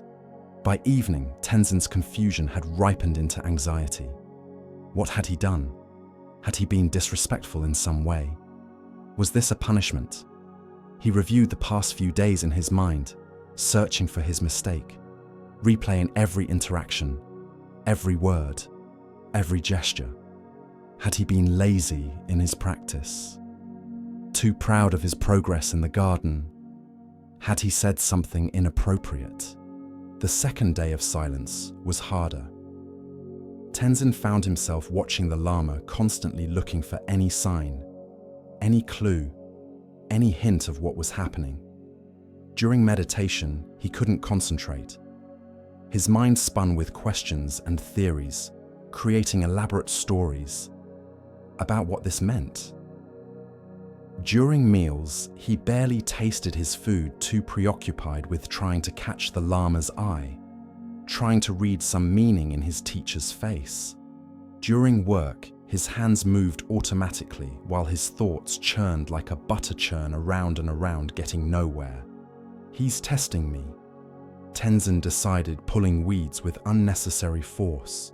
He wants to see if I'm patient enough, humble enough, devoted enough. I need to show him I can accept this without complaint. I need to prove myself worthy. But by the third day, patience was wearing thin. The silence felt oppressive, heavy, like a weight pressing down on his chest. Tenzin's mind had moved from anxiety to frustration. Why wouldn't the Lama just tell him what he'd done wrong? How was he supposed to learn from this? What was the point of having a teacher who wouldn't teach? This seemed cruel, arbitrary, like a game with rules he didn't understand. He tried to focus on his practice, but his meditation was scattered, his mind like a wild horse refusing to be tamed. He sat on his cushion, but his mind was anywhere but present. It was in the past, reviewing every interaction with the Lama, searching for his error, analyzing every moment. It was in the future, imagining when the silence would end what the Lama would finally say, how he would explain this test. It was creating elaborate stories about what this all meant, building castles of interpretation on foundations of nothing. On the fourth day, frustration turned to something darker, resentment. This is cruel, Tenzin thought as he worked in the garden, yanking weeds with anger, his movements harsh and violent. I came here to learn, and he's playing games with me. I left everything behind to study. With him, my monastery, my friends, my comfortable life. And this is how he treats me. Maybe I should just leave. Maybe this whole thing was a mistake. Maybe Lama Dorje isn't as enlightened as everyone says. Maybe he's just a crazy old man living on a mountain. His mind became a constant stream of complaints and judgments, a river of negativity that flowed without ceasing. The Lama was being unreasonable. This wasn't teaching. It was manipulation. It was abuse of power. Other teachers didn't treat their students this way. Maybe Lama Dorje was testing him. But maybe the test was to see if Tenzin was smart enough to recognize bad teaching and leave. Maybe Tenzin stopped mid-thought, his hand frozen on a weed, suddenly hearing himself, really hearing the voice in his head for the first time. For 4 days, it had been talking non-stop, creating stories, making judgments, spinning theories, building resentments, generating an endless stream of mental noise. It had been so loud, so constant, so overwhelming, that he hadn't even noticed it was there, like someone living next to a waterfall who no longer hears the water. The Lama was silent, but Tenzin's mind was screaming. He sat back on his heels in the garden, stunned by this realization, the weed forgotten in his hand. The noise wasn't outside, it was inside. Lama Dorje hadn't said a word in 4 days, but Tenzin's internal dialogue hadn't stopped for a single moment. Question after question, story after story, judgment after judgment. His mind had been like a marketplace, crowded, chaotic, exhausting, never quiet, never still. On the 5th day, something shifted. Tenzin stopped trying to figure out what the Lama was doing. He stopped creating stories about it. He stopped waiting for the silence to end. Instead, he simply accepted it. The Lama was silent. That was what was happening. Nothing more, nothing less. No hidden meaning, no secret test, no punishment or reward. Just silence. And in that acceptance, Tenzin began to notice something extraordinary. Without the Lama's words to focus on, without guidance to follow, or teachings to analyze, he had to turn inward. He had to find his own way. And in doing so, he began to hear things he had never heard before. He heard the wind moving through the prayer flags, not just as background noise, but as a living presence, a constant song, each flag singing its own note in the mountain breeze. He heard the water flowing in the fountain, each drop distinct and clear, a symphony of liquid sound. He heard birds calling to each other at dawn, their voices sharp and bright in the thin mountain air, conversations in a language beyond words.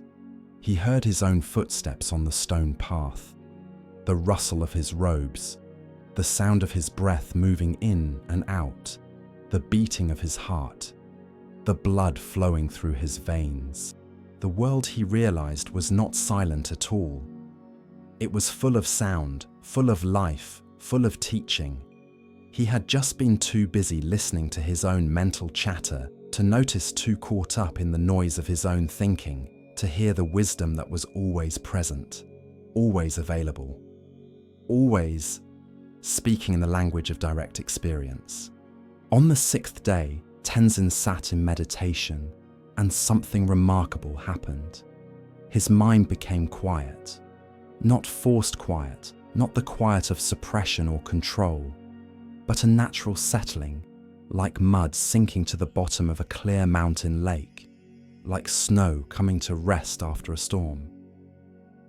And in that quiet, there was a spaciousness he had never experienced before, a vastness like the sky itself. Thoughts still arose, but they were like clouds passing through that vast sky present, but not overwhelming visible, but not solid coming and going without disturbing the essential spaciousness. He sat for an hour, maybe more, lost in that spacious silence, that pregnant emptiness that was somehow more full than any fullness he had known. When he finally opened his eyes, he felt more rested than he had in years. Not the rest of sleep, but the rest of a mind that has stopped struggling, stopped grasping, stopped creating endless noise. The rest of coming home to silence. That evening, Tenzin was sweeping the courtyard, moving the broom in rhythm with his breath. Each stroke a meditation when Lama Dorje approached. The old Lama stood beside him for a moment, watching the sun set behind the mountains, the sky turning shades of orange and pink and purple, the first stars beginning to appear. Then for the first time in 7 days, he spoke. "What did you learn?"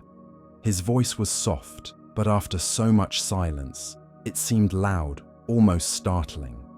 Tenzin set down his broom and considered the question carefully, wanting to honor the teaching with an honest answer. "I learned that I was never alone," he said, slowly choosing his word with care. "I thought the silence was empty, but it was full of sounds I never noticed because my own thoughts were too loud. Full of presence I never felt because I was always distracted by words yours or mine, or the endless commentary in my own head." Lama Dorje nodded, a slight smile appearing on his weathered face. "What else?" "I learned that the teaching was happening every moment. The wind was teaching, the birds were teaching, the water was teaching, my own breath was teaching. But I couldn't hear any of it through the noise in my own head, through the constant stream of thinking and judging and storytelling." "Yes," the Lama said, his smile widening. "And..." Tenzin was quiet for a long moment, looking inward, touching the deepest truth he had discovered. "I learned that I don't need constant guidance from outside, that I have my own wisdom, my own knowing, my own inner teacher. I was so dependent on your words, on external teaching, on someone else telling me what to do and think and understand, that I never learned to listen to the teacher within, to trust my own direct experience."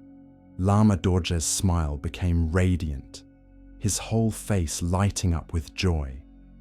The Buddha himself often taught through noble silence, mauna. When asked certain questions about the ultimate nature of reality, about what happens after death, about the existence of a self, he would sometimes simply sit in silence. "Do you know why?" "Because some truths cannot be spoken," Tenzin ventured. "Yes, but also because words are like fingers pointing at the moon. They can indicate the direction, but they are not the moon itself. Many students spend their whole lives studying the finger, memorizing teachings, analyzing concepts, debating philosophy, accumulating knowledge. But they never look at the moon. They never experience the truth directly. They mistake the map for the territory, the menu for the meal." The Lama picked up a fallen leaf from the ground and held it up to the fading light, its veins visible like a map of rivers. "I can tell you this leaf is impermanent. I can explain the doctrine of Anicca in great detail. I can quote sutras about the nature of change. But until you sit in silence and actually watch this leaf, see its color fading, feel its texture becoming brittle, witness its slow return to the earth, you don't truly understand. You just have concepts about understanding ideas about ideas. He let the leaf fall, watching it drift to the ground. These 7 days, you learn to look beyond the finger. You learn that silence is not empty, it is full. Full of presence, full of teaching, full of truth that cannot be captured in words. You learn to listen, not with your ears, but with your whole being. Tenzin felt tears prick his eyes, but they were not tears of sadness. They were tears of recognition, of gratitude, of something opening in his heart. Thank you, Lama. I was angry with you. I thought you were being cruel, that you had abandoned me. I know, Lama Dorje said gently, his voice full of compassion. And that anger was also a teaching. It showed you how much noise your mind creates when it doesn't get what it wants, when reality doesn't match your expectations. How quickly it builds stories and judgments. How it suffers, not from what is happening, but from its resistance to what is happening, from its demand that things be different. They stood together in the courtyard as darkness fell, the stars emerging one by one in the vast sky above. The evening stars began to appear brilliant in the thin mountain air, and in the silence between them, a comfortable silence, now a rich silence, a silence full of understanding. Tenzin understood something profound. The greatest teachings cannot be spoken. They must be lived, felt, experienced directly. Words can point the way, but they cannot walk the path for us. Teachers can guide, but they cannot give us their realization. Each person must make the journey themselves, must find their own way through the silence, to the truth that lives beyond words, beyond concepts, beyond the endless chatter of the thinking mind. Lama Dorje had not abandoned him during those 7 days.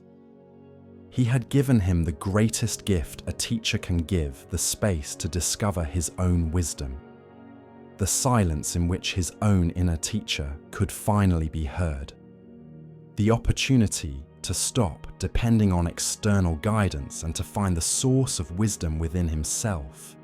As the monastery bell rang for evening prayers, Tenzin bowed deeply to his teacher, pressing his forehead to the ground in the traditional gesture of profound respect and gratitude. When he rose, Lama Dorje was smiling that radiant smile, the smile of someone who has guided another soul toward the light. They walked together to the temple, their footsteps in harmony, their silence now a shared understanding rather than a barrier. And Tenzin knew that this teaching, the teaching of silence, would stay with him forever. A reminder that sometimes the most profound wisdom comes not from words, but from the space between them, not from speaking, but from listening, not from the noise of teaching, but from the silence in which truth can finally be heard. The teaching of silence had opened something in Tenzin, like a door he hadn't known was closed. In the days following Lama Dorje's 7 days of silence, Tenzin found himself more present, more aware, less caught in the endless stream of thinking. The voice in his head was still there, thoughts still arose, but now there was space around them, silence between them, and he no longer believed every story his mind told him. It was his 8th week at Tashigompa, and autumn was deepening in the mountains. The air grew colder each morning, and the first snows had dusted the highest peaks, making them shine like white jewels against the deep blue sky. Tenzin had settled into the rhythm of monastery life, and he was beginning to feel like he understood the path, like he was making real progress toward the peace he had come seeking. But that morning, Lama Dorje appeared at his door just after dawn, wrapped in a thick woolen cloak against the cold. "Come," he said simply, his breath forming clouds in the frigid air. "Leave your work today. We are going to the river." They walked in silence down a steep path that wound through pine and juniper forest, the trees heavy with prayer flags that had been tied there by pilgrims over the years. The air was fragrant with resin and the sharp scent of mountain herbs. Birds called from the branches overhead, ravens and snow pigeons.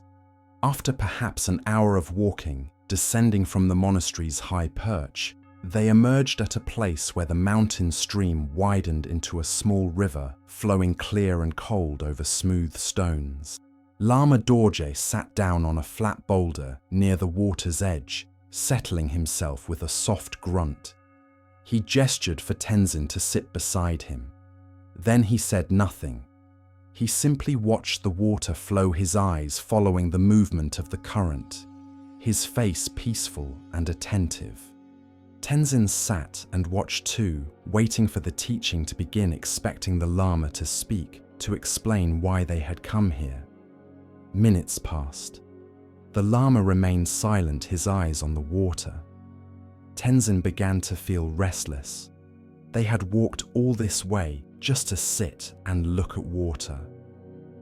Surely there was something more he should be doing, some lesson, he should be learning, some practice, he should be performing. But he remembered the teaching of silence from the previous week. Perhaps this was similar. Perhaps he should simply be present with what was here without needing it to be different, without demanding explanation or instruction.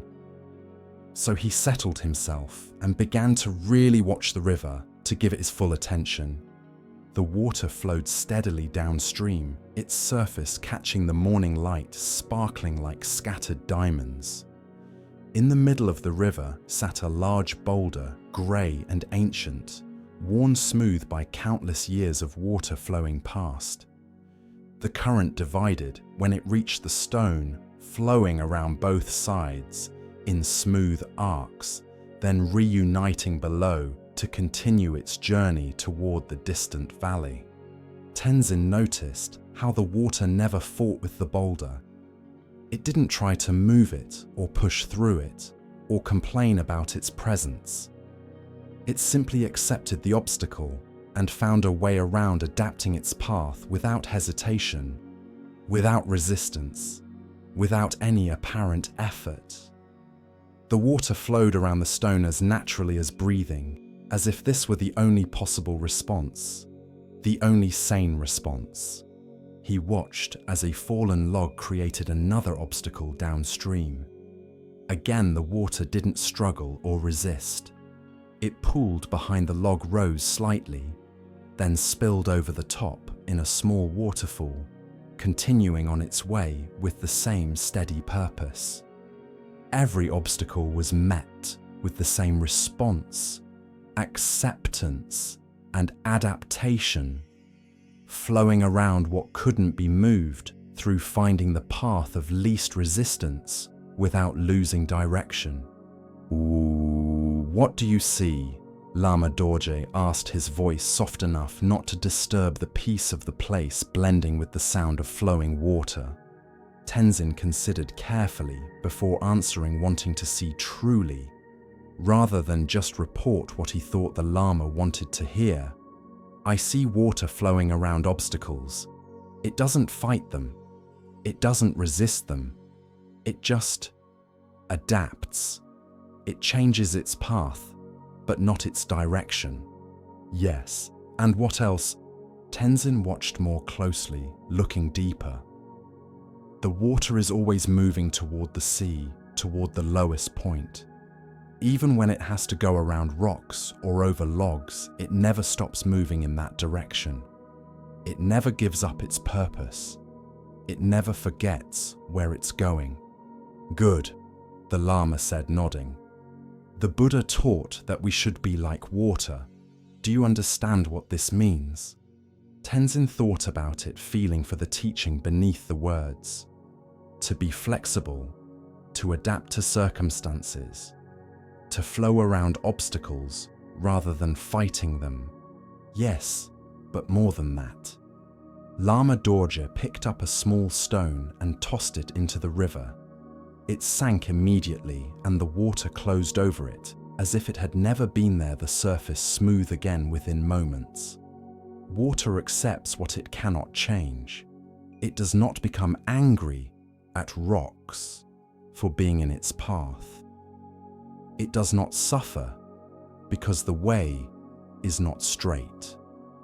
It does not waste energy wishing the riverbed were different. It simply flows with what is adapting to reality rather than demanding that reality adapt to it. He gestured to the boulder in the middle of the stream, water flowing around it in endless curves. That stone has been there for perhaps 1,000 years. The water has flowed around it every day, every hour, every moment. And look, he pointed to the boulder's surface, worn smooth by the constant caress of water. Its edges rounded, its sharp corners long since dissolved. The water has shaped the stone, not through force, not through violence, not through anger or resistance, but through patient, persistent contact. Softness has overcome hardness. Flexibility has defeated rigidity. Tenzin stared at the boulder, seeing it with new eyes. Its surface was indeed smooth, polished by centuries of water flowing past. The hardest substance had been shaped by the softest.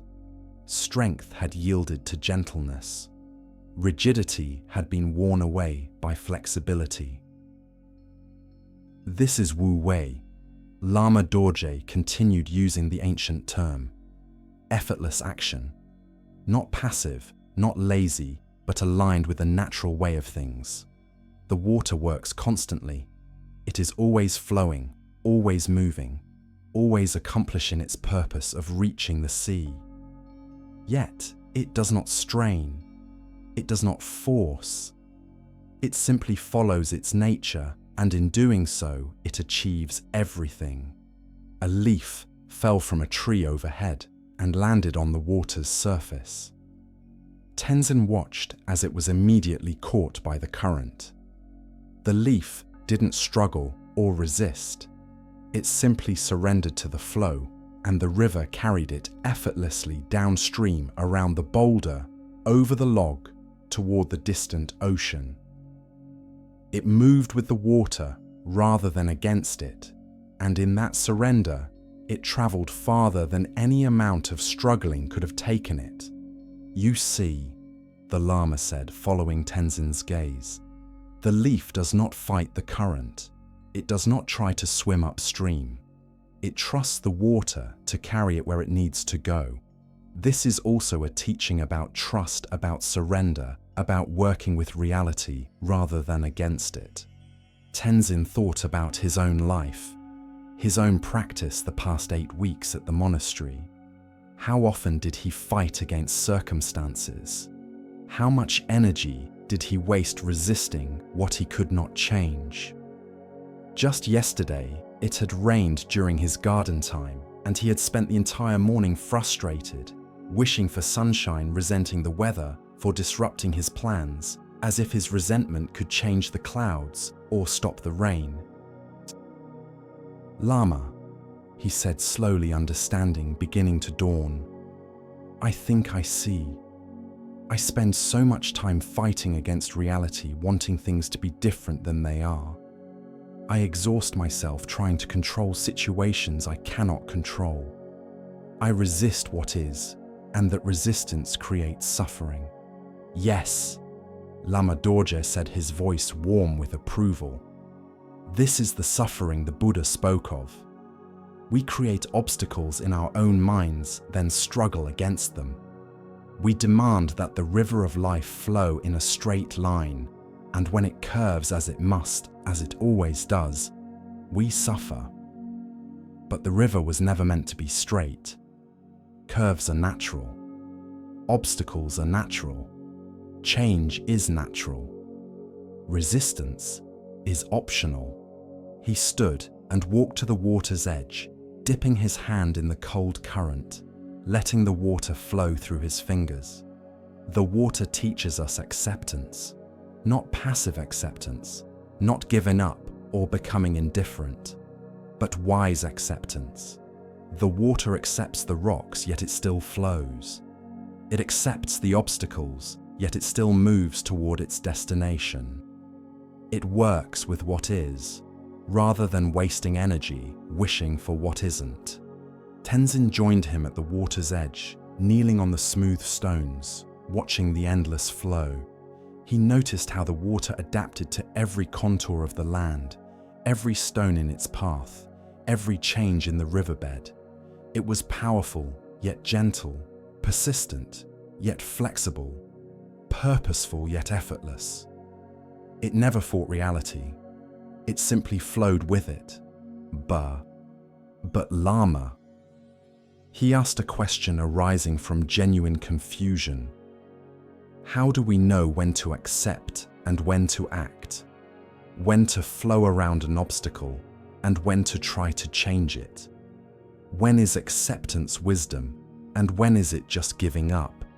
Lama Dorje smiled, clearly pleased by the question. This is wisdom, discerning what can be changed and what cannot. Some obstacles are like this boulder. They have been here for 1,000 years and will be here for 1,000 more. To waste energy trying to move them is foolish. Better to flow around them and perhaps over time to shape them through patient contact, through gentle persistence. He picked up another stone, smaller this time, and placed it in the shallow water near the shore. But some obstacles are like this, temporary, movable. These we can address directly. We can pick them up and move them. The key is to see clearly what kind of obstacle we face and to respond with wisdom rather than blind force, with discernment rather than automatic reaction. They sat by the river for a long time, watching the water flow, listening to its constant song. Tenzin felt something releasing in his chest, some tight knot of resistance. He hadn't even known he was carrying some fundamental tension between himself and reality. He had been holding himself so rigid, trying to force his path, demanding that his practice unfold according to his expectations, fighting against every deviation from his plan. But perhaps the path was not meant to be straight.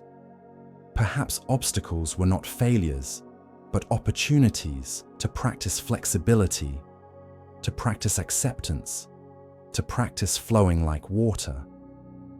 Perhaps the point was not to control the river, but to learn to flow with it, to move with its currents, rather than against them, to trust its wisdom, rather than imposing his own will.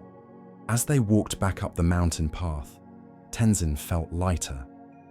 The same steep trail that had seemed difficult on the way down now felt easier, not because it had changed, but because he had.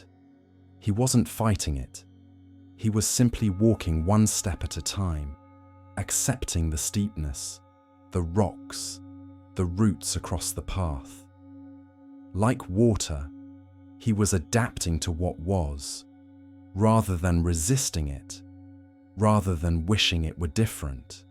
That evening, when rain came again and interrupted his garden work, Tenzin smiled. The rain was like a boulder in the river. He could not move. It could not change. It could not make it stop by wishing or resenting, but he could flow around it. He could work inside instead, mending his robes, organizing the tool shed, cleaning the temple. The work was different, but he was still moving forward, still accomplishing something useful, still practicing. And he realized this was freedom. Not the freedom to control circumstances, but the freedom to be at peace with circumstances. Not the power to make the river flow where he wanted, but the wisdom to flow with the river wherever it was going, trusting that it knew the way to the ocean, that it had been flowing toward the sea since before he was born, and would continue flowing long after he was gone. Like water, he was learning to be soft yet persistent, flexible yet purposeful, accepting yet always moving toward the ocean of enlightenment, not fighting the path, but flowing with it, not demanding that life be different, but meeting life as it was, with grace and adaptability and trust.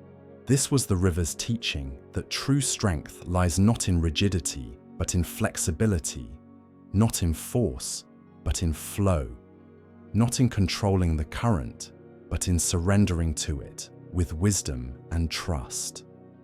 The river had been flowing for millions of years, wearing away mountains, shaping valleys, finding its way to the sea. It knew something about the path that Tenzin was only beginning to learn. As he lay down to sleep that night, he could still hear the distant sound of water flowing, a constant reminder of the teaching. Flow like water. Accept what is. Adapt to obstacles. Never lose sight of the ocean. Trust the current. Surrender to the way. This was the path. This was the practice. This was how to live, not fighting reality, but flowing with it, like water returning to the sea. The teaching of the river had settled into Tenzin's practice, like a stone finding its place in a stream bed. He found himself flowing more easily with the monastery's rhythm, accepting changes and disruptions, with less resistance, adapting to circumstances rather than fighting them. The garden was thriving under his patient care, and so was something in his own heart, a growing capacity to meet life as it came without demanding it be different. It was his 9th week at Tashigompa, and autumn was giving way to the early signs of winter. The air grew sharper each day, and the monks had begun preparing the monastery for the cold months ahead, stacking dried yak dung for fuel, repairing roof tiles, storing barley and dried vegetables. On this particular day, dark clouds gathered over the mountain peaks just after the midday meal. Tenzin was finishing his garden work, harvesting the last of the turnips before the hard frost came, when he felt the first drops, fat and cold, splashing on his bare arms, soaking into his maroon robes. Within minutes, the drops became a downpour.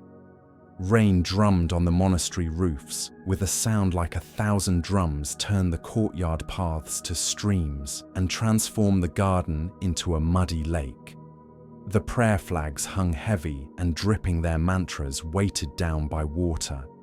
Tenzin hurried inside, shaking water from his robes, his hands muddy from the garden. He stood at the window of his small room, watching the storm intensify. The rain fell in sheets so thick he could barely see the trees at the edge of the compound. Thunder rumbled in the distance, growing closer, echoing off the mountain peaks.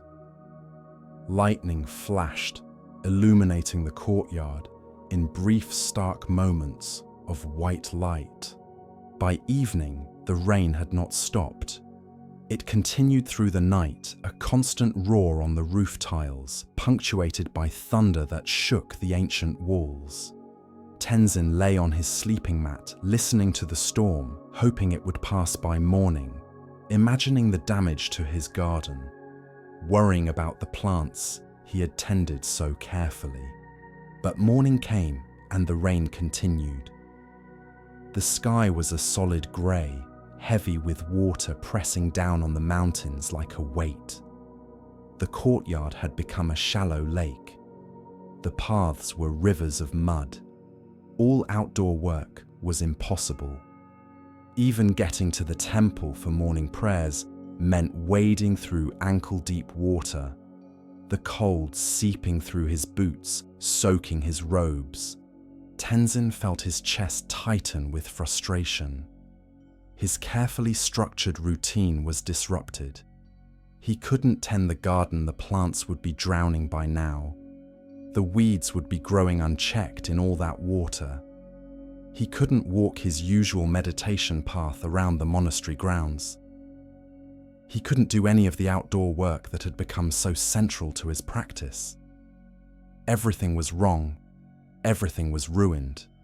He stood at his window watching the relentless rain and felt his mind begin to churn with complaints, with resistance, with the old familiar pattern of fighting against what is. This is too much. How long will it last? I need to work on the garden. The weeds will grow out of control. My practice is being interrupted. When will it stop? Why now, when everything was going so well?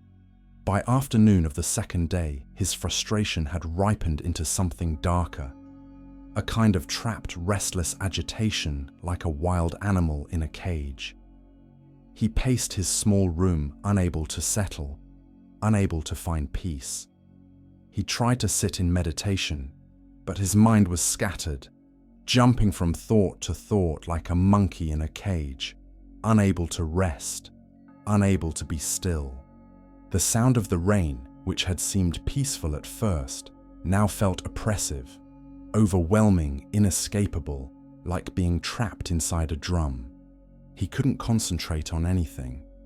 He tried to read a sutra, but the words blurred meaningless marks on a page. He tried to practice mindful breathing, but his breath felt tight and shallow, constricted by frustration. He tried to simply sit, but his body was restless.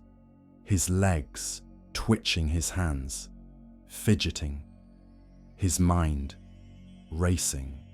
I just need it to stop, he thought, staring out at the grey curtain of rain.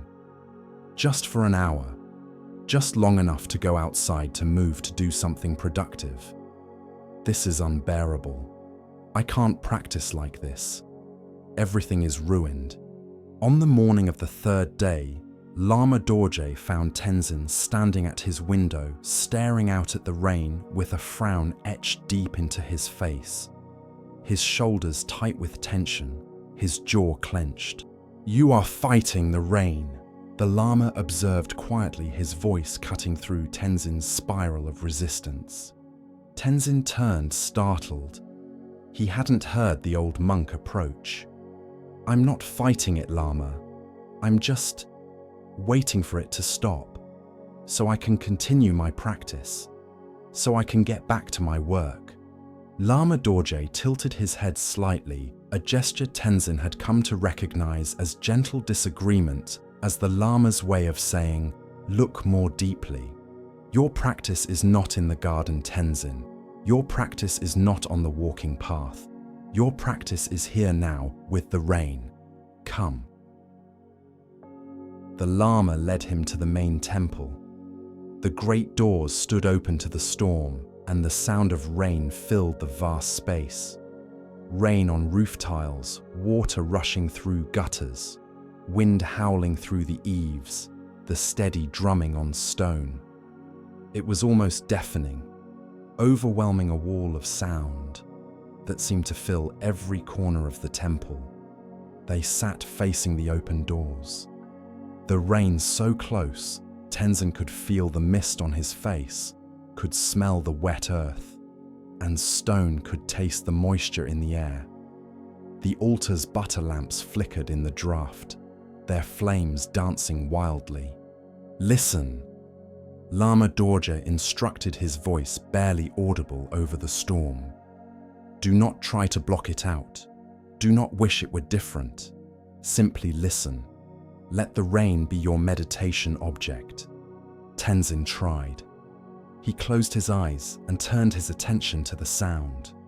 But immediately his mind began its familiar pattern of resistance. This is too loud. This is uncomfortable. How can I meditate with all this noise? When will it end? This is impossible. I can't do this. The Lama is asking too much. He opened his eyes and looked at the Lama, who sat perfectly still, his face peaceful as if the storm didn't exist, as if he were sitting in perfect silence rather than in the midst of chaos. I can't, Lama. Tenzin admitted, his voice tight with frustration and defeat. It's too much, too loud, too distracting. I can't find peace in this. Lama Dorje opened his eyes, and there was infinite compassion in his gaze. No judgment, no disappointment, only understanding. The Buddha taught that we suffer not from circumstances, but from our resistance to circumstances. The rain is just rain, Tenzin. It is neither good nor bad.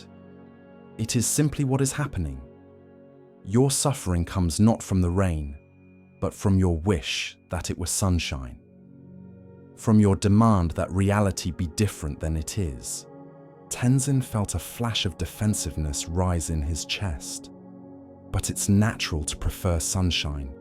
It's natural to want to be able to work, to move freely, to... Yes.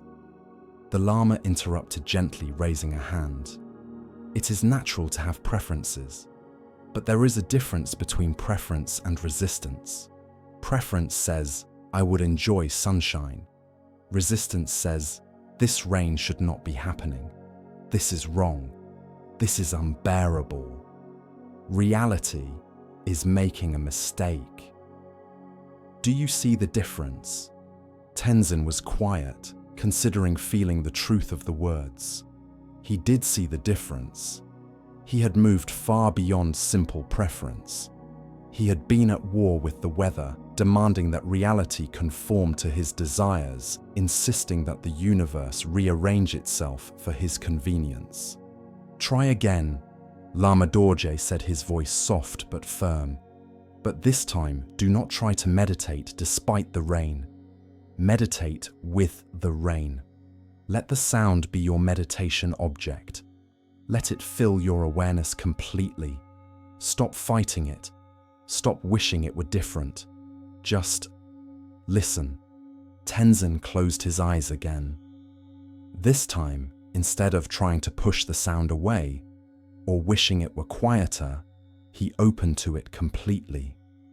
He let the drumming of rain become the center of his attention, the focus of his awareness, the object of his meditation.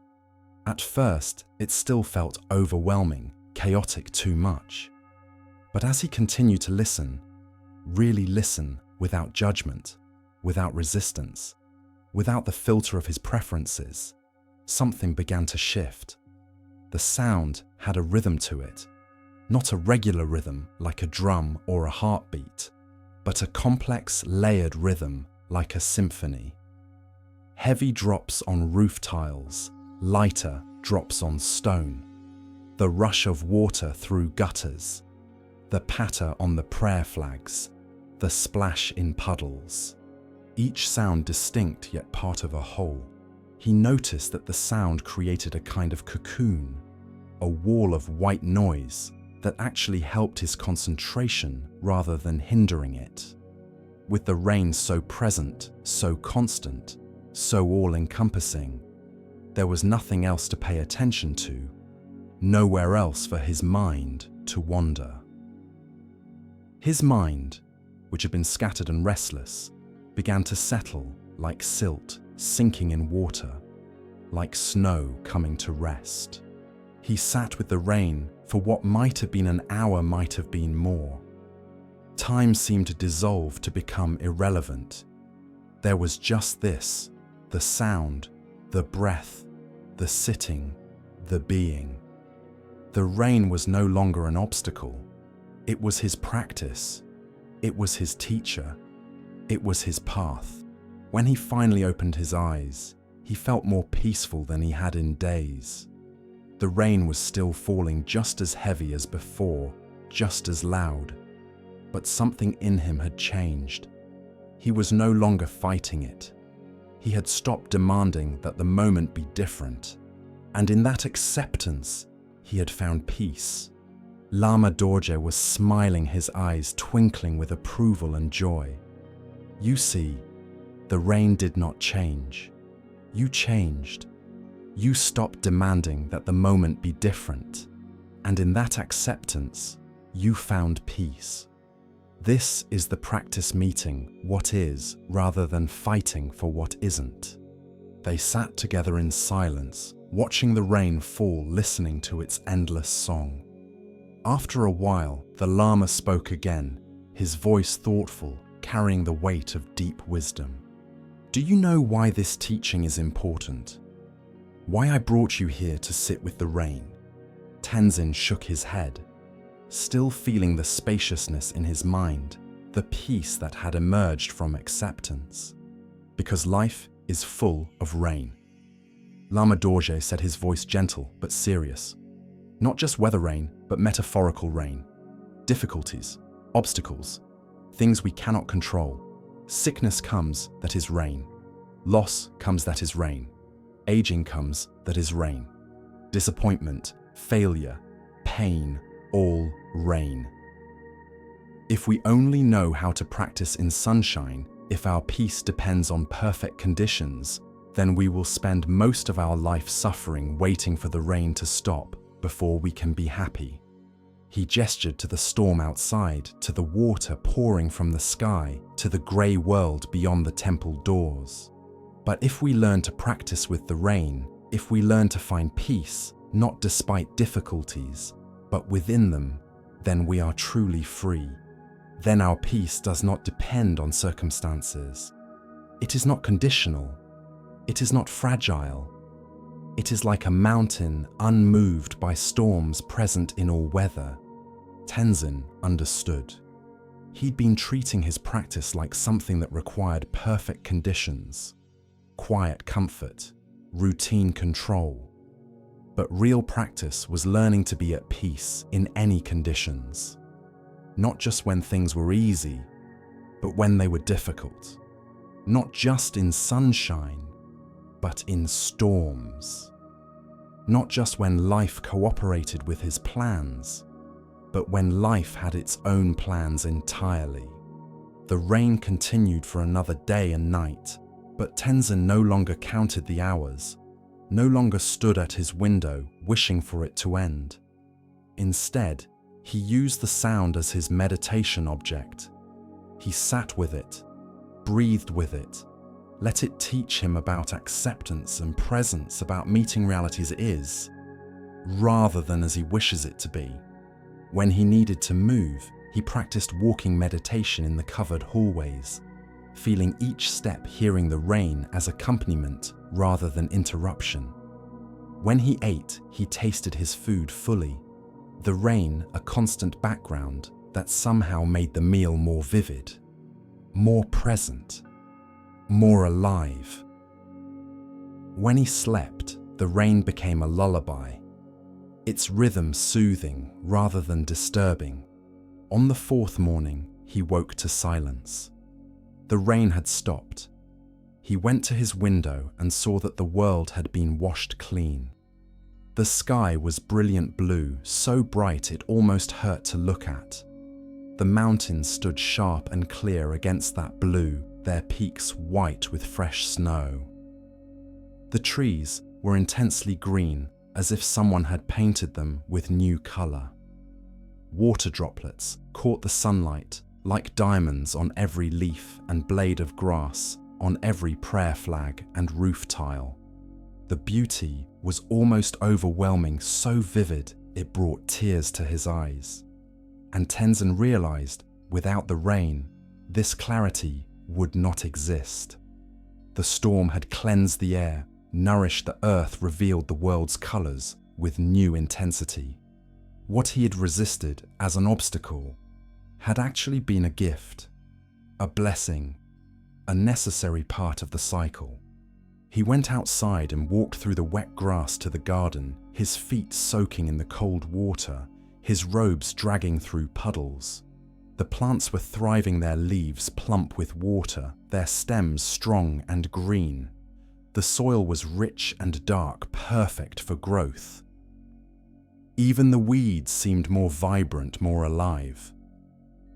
The rain he had cursed had been exactly what the garden needed, what the earth needed, what life needed.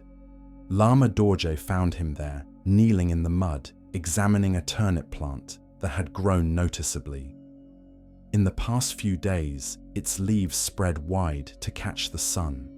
The rain was not your enemy, the Lama said, standing beside him, his shadow falling across the wet earth. No. Tenzin agreed, looking up at his teacher with gratitude and understanding. It was my teacher. It taught me that peace is not found in perfect conditions. It's found in meeting whatever arises with an open, accepting heart. It taught me that I can find stillness in any storm if I stop fighting the storm and start flowing with it. The old monk nodded, his face radiant with approval. This is true freedom, not controlling the weather, but being at peace in any weather, not demanding that life give you only sunshine, but learning to dance in the rain, to find the teaching in every moment, the blessing in every condition. Tenzin stood, his robes muddy, his hands dirty, his heart light and free. He had learned something profound, that every moment offers an opportunity for practice, for awareness, for peace, if we stop demanding that the moment be different.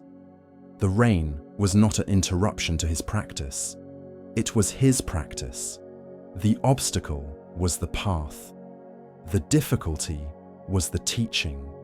And with that understanding, he was ready for whatever weather life might bring. Not because he could control it, but because he had learned to meet it with acceptance, with presence, with peace. The Buddha called this equanimity, the balanced mind that remains steady through pleasure and pain, gain and loss, praise and blame, sunshine and storm. Not indifference, but a deep acceptance of life, as it is not as we wish it to be.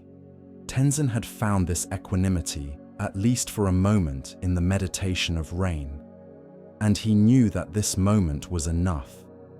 This practice was enough. This acceptance was the path itself, leading him home to the peace that had always been there, waiting beneath the storms, beneath the resistance, beneath the endless demand that life be different than it is. The sun climbed higher, warming the wet earth, and Tenzin returned to his work, grateful for the rain, grateful for the teaching, grateful for this path that was showing him how to be free, not by controlling life, but by accepting it, not by fighting storms, but by finding peace within them. The teaching of the rain had deepened Tenzin's practice in ways he was only beginning to understand. He had learned that peace was not conditional on circumstances, that acceptance was not passive resignation, but active wisdom. As autumn deepened into early winter at Tashi Gompa, the days grew shorter and colder, and the monastery settled into the quiet rhythm of the cold season. It was during his 10th week at the monastery that Tenzin became more aware of Venerable Kelsang, an elderly monk who lived in a small room at the back of the compound. Tenzin had noticed him during his first weeks, an ancient figure who moved slowly with the aid of a walking stick.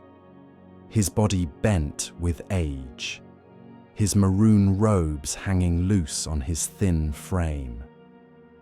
But what struck Tenzin most was not the old monk's frailty. It was his face, Venerable Kelsang smiled constantly. Not a forced smile, not a polite smile, but a radiant joy that seemed to emanate from somewhere deep within, like light shining through an old paper lantern. His eyes sparkled with it. His whole being seemed illuminated by some inner fire that age and illness could not diminish. Lama Dorje had assigned Tenzin the task of bringing the old monk his meals, as Kelsang could no longer make the walk to the dining hall. Each morning and evening, Tenzin would carry a tray, tsampa butter tea, sometimes a bit of dried yak meat or vegetables to the small room, and each time he was greeted by that extraordinary smile. "Ah, young Tenzin," Kelsang would say, his voice thin but warm like wind through prayer flags. "How kind of you. Please sit with me a moment. Keep an old monk company." At first, Tenzin would make excuses. He had work to do, other duties to attend to. The garden needed tending. But gradually, he began to linger. There was something about the old monk's presence that was magnetic, peaceful, deeply comforting. The small room seemed to hold a quality of light that had nothing to do with the butter lamp flickering on the altar. One evening, as Tenzin set down the meal tray, he noticed that Kelsang had eaten almost nothing from the morning. The tsampa was untouched, the tea cold, and undrunk, the food barely nibbled. "Venerable, you must eat," Tenzin said with concern, kneeling beside the old monk's mat. "You're growing weaker. You need to keep up your strength." Kelsang smiled that radiant smile, his eyes crinkling at the corners. "Yes, the body is leaving. It has served me well for 87 years, carried me on many pilgrimages, sat in many meditation retreats. But now it is ready to rest. This is natural, like leaves falling from a tree in autumn." Tenzin felt a chill run through him, despite the warmth from the small brazier in the corner. He had known, of course, that the old monk was dying. Everyone knew. But hearing Kelsang speak of it so calmly, so matter-of-factly, as if discussing the weather, was unsettling. "Aren't you afraid?" The question escaped before Tenzin could stop it. Then, embarrassed by his boldness, "Forgive me, Venerable. That was inappropriate. I shouldn't have." "Not at all," Kelsang said, gesturing for Tenzin to sit, his thin hand moving like a bird's wing. "It is a good question, an honest question. Sit, please. Let me tell you something." Tenzin sat on the floor beside the old monk's mat, pulling his robes around him against the cold. Up close, he could see how thin Kelsang had become, how the skin hung loose on his bones, how his breath came shallow and labored, yet still that smile, that inexplicable joy.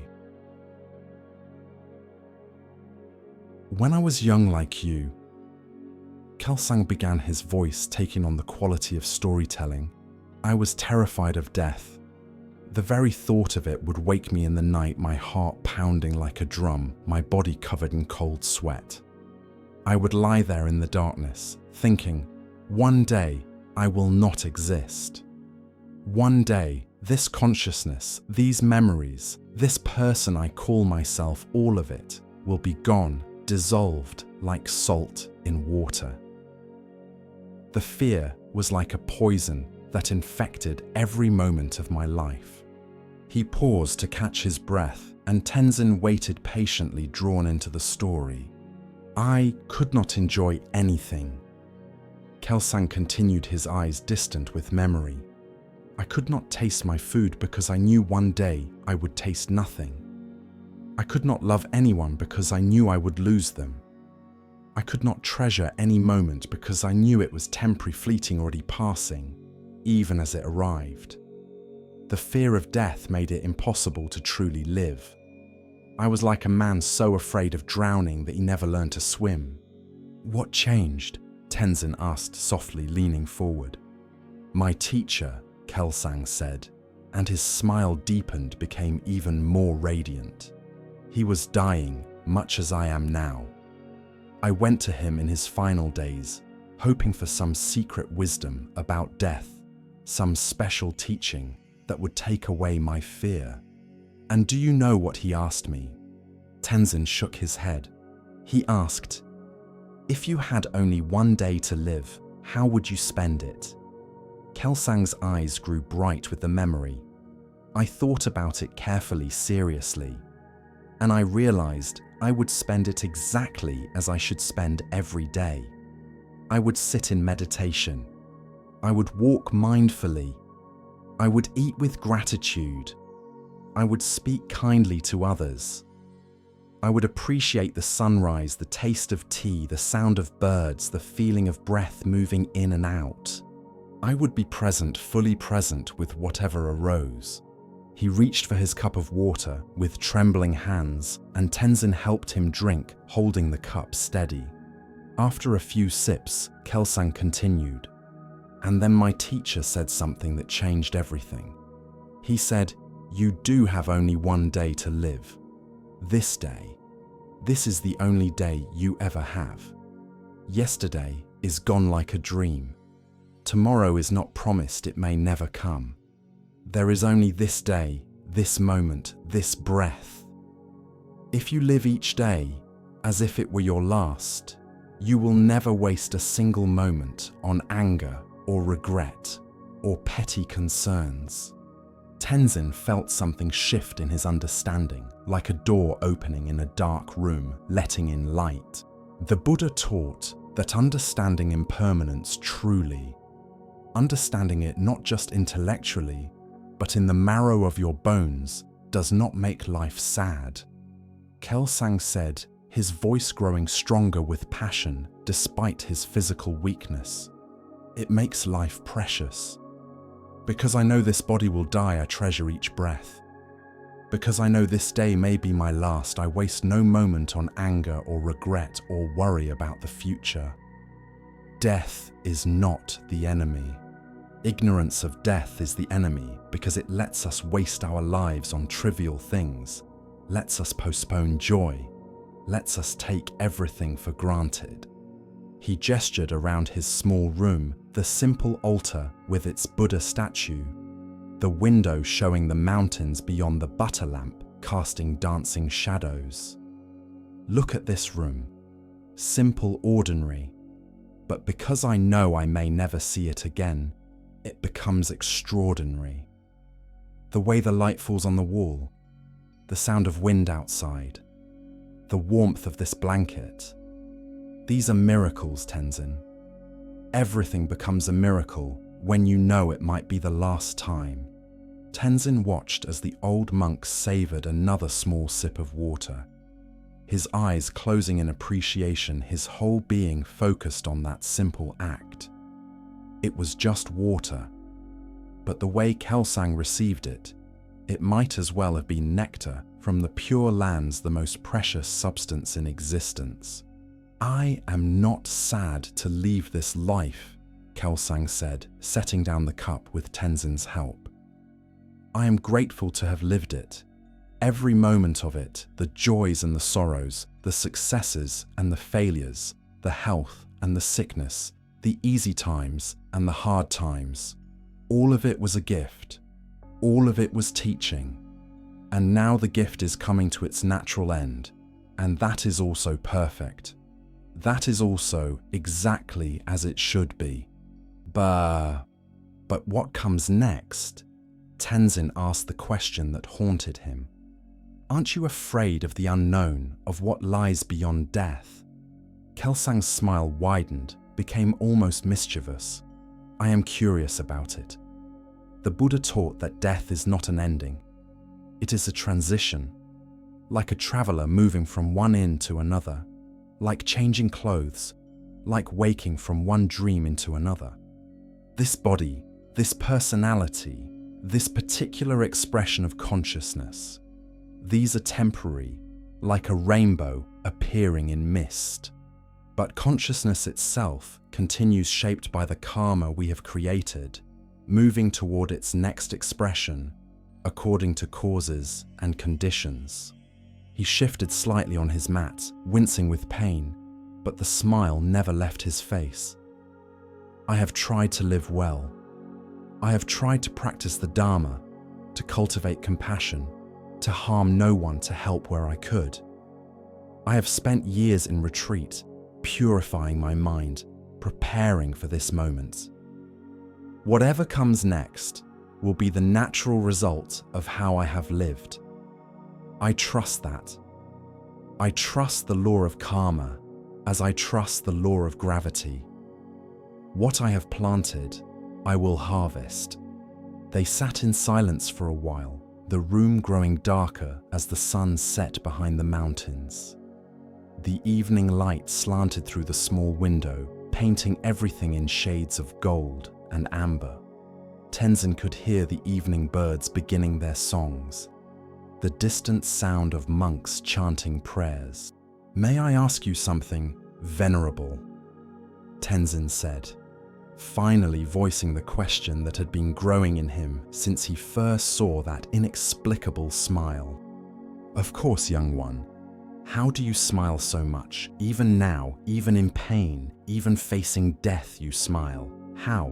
Where does that joy come from?" Kelsang laughed, a sound like dry leaves rustling like wind chimes in a gentle breeze.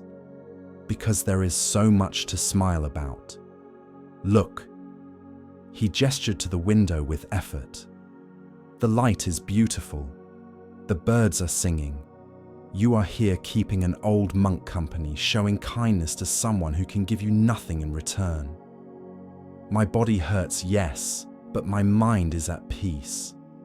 I have lived long enough to see many springs, many autumns, many cycles of birth and death.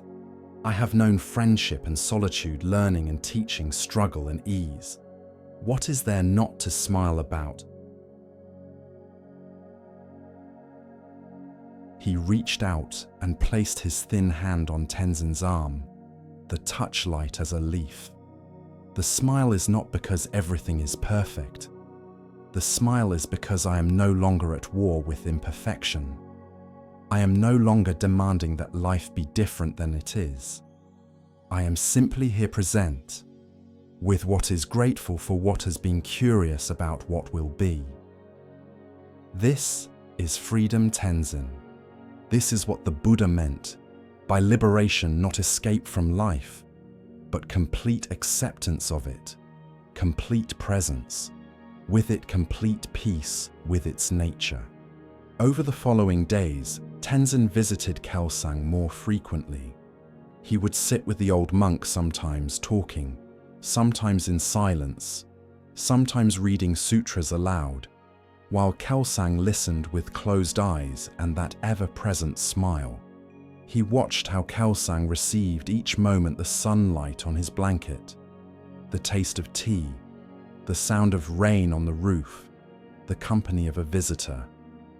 Everything was received with complete attention, complete gratitude, complete presence. Kelsang grew weaker. Some days he could not speak at all, only smile and squeeze Tenzin's hand.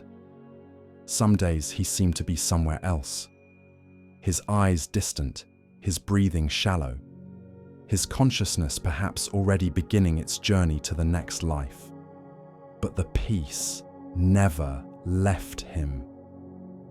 The smile never fully faded. Even in pain, even in confusion, there was that quality of acceptance, of surrender, of trust. One quiet morning, 12 days after their first real conversation, Tenzin brought the breakfast tray to find Kelsang lying very still. For a moment, he thought the old monk was sleeping, but then he saw the quality of the stillness, the absence of breath, the particular peace that only comes with death, the sense of a presence that has departed. Venerable Kelsang had died in the night alone in his small room, and on his face was that same gentle smile, as if death had been just another visitor welcomed with the same gracious acceptance as everything else, greeted like an old friend come to guide him home. Tenzin stood there for a long time, holding the breakfast tray, tears running down his cheeks. But they were not only tears of sadness, they were tears of gratitude for having known this teacher, for witnessing how a life could end with such grace and joy, for seeing that death need not be feared, that it could be met with a smile, with acceptance, with peace. At the funeral ceremony, Lama Dorje led the monks in prayers for Kelsang's favorable rebirth. They chanted the Bardo Thodol, the liberation through hearing in the between, guiding the consciousness through the intermediate state. Incense smoke rose thick and fragrant. Butter lamps flickered by the hundreds. The great horn sounded its deep note carrying across the mountains. Lama Dorje spoke of Kelsang's life, his years of practice, his kindness to all beings, his dedication to the Dharma, his many retreats in mountain caves.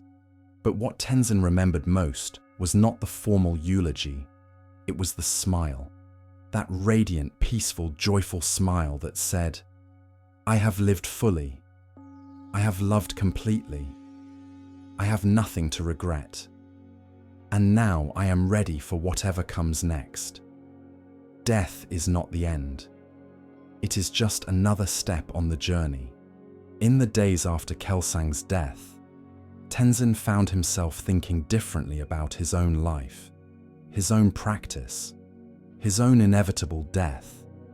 He noticed how often he postponed joy, thinking, "I'll be happy when I achieve enlightenment," or "I'll appreciate life once I've mastered my practice," or "I'll really start living once I've solved all my problems." But Kelsang had shown him something different, something profound. Happiness was not waiting at the end of the path. It was available right now in this moment, in this breath, in this simple act of being alive. Not because everything was perfect, but because he could choose to be present with what was grateful for what he had, at peace with impermanence. That evening, as Tenzin sat in meditation, he felt something new, not a dramatic realization, but a gentle settling, a quiet acceptance. His body would age, his life would end, everyone he loved would eventually be lost. This was not tragic. This was simply the nature of existence, the law of impermanence that governed all conditioned things. And knowing this, truly knowing it, not just intellectually, but in his heart, made this moment infinitely precious. This breath, this heartbeat, this awareness of being alive, all of it was temporary, all of it was a gift. And that made it not less valuable, but more. That made it sacred. He thought of Kelsang's smile, and he found himself smiling too. Not because everything was perfect, but because he was learning to be at peace with imperfection. Not because he had conquered death, but because he was learning to accept it as part of life.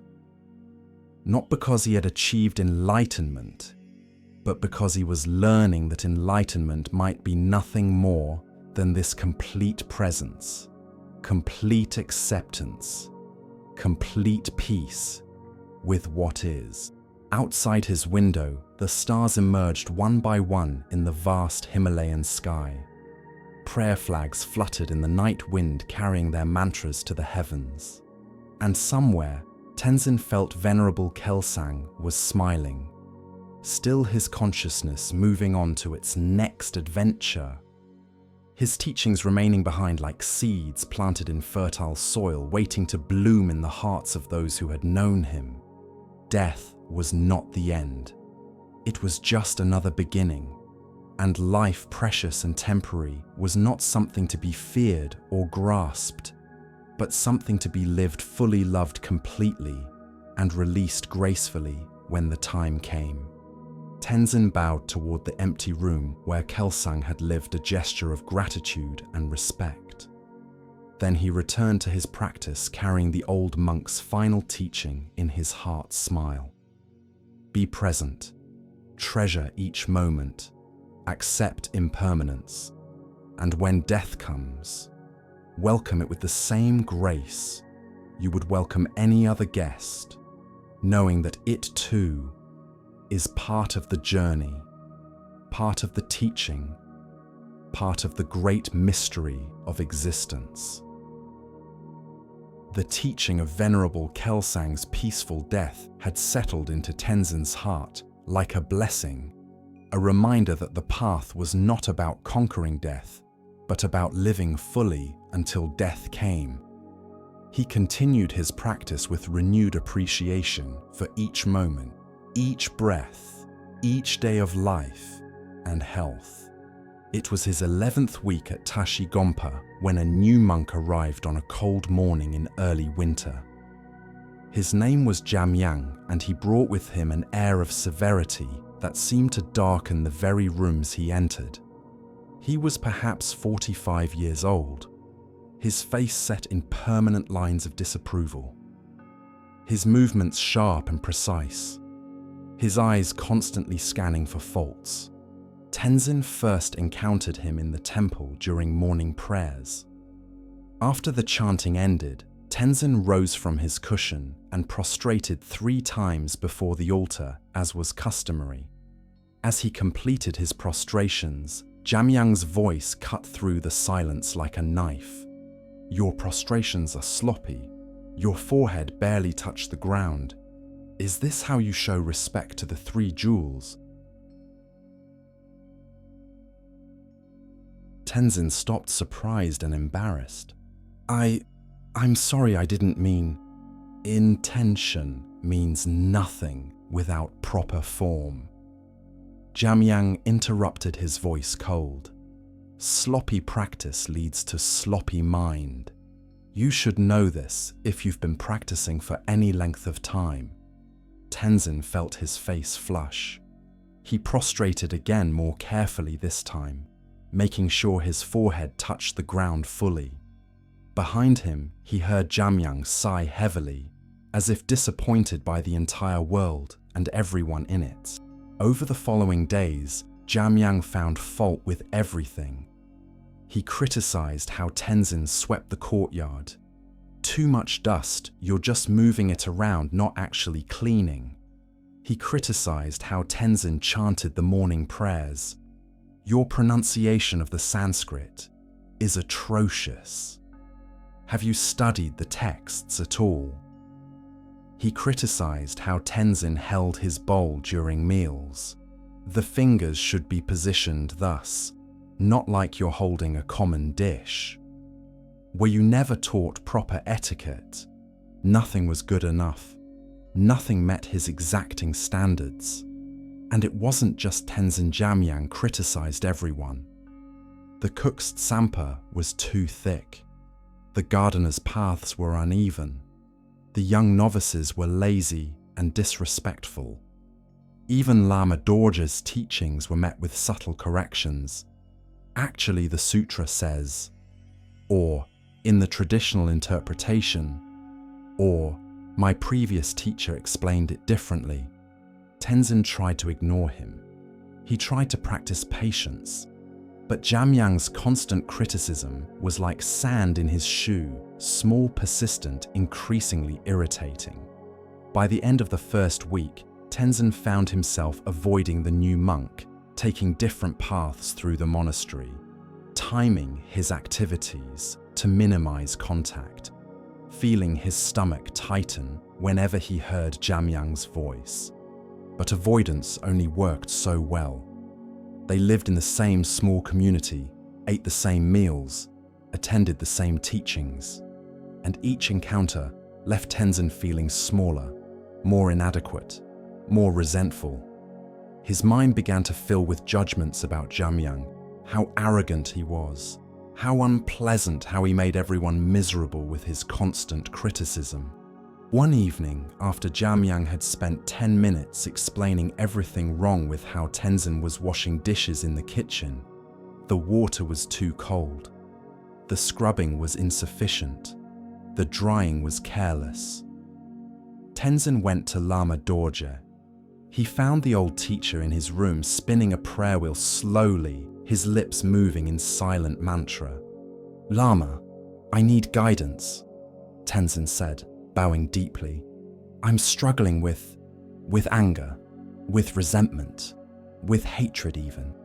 "Sit," Lama Dorje said, setting aside his prayer wheel. "Tell me." The words poured out all the criticisms, all the judgments, all the ways Jamyang made everyone miserable. How can I practice peace when he is so critical, so unpleasant? Tenzin asked, his voice tight with frustration. He makes everyone around him feel terrible. Even you. He corrects your teachings, it's disrespectful. It's cruel. How can we practice compassion in the presence of someone so impossible? Lama Dorje listened calmly, his face showing neither agreement nor disagreement, neither approval nor disapproval. When Tenzin finally ran out of words, exhausted by his own venting, the Lama spoke. "Jamyang is your greatest teacher right now." Tenzin stared at him, certain he had misheard. "How can you say that he's terrible? He's making everyone miserable. He is suffering." Lama Dorje interrupted gently but firmly.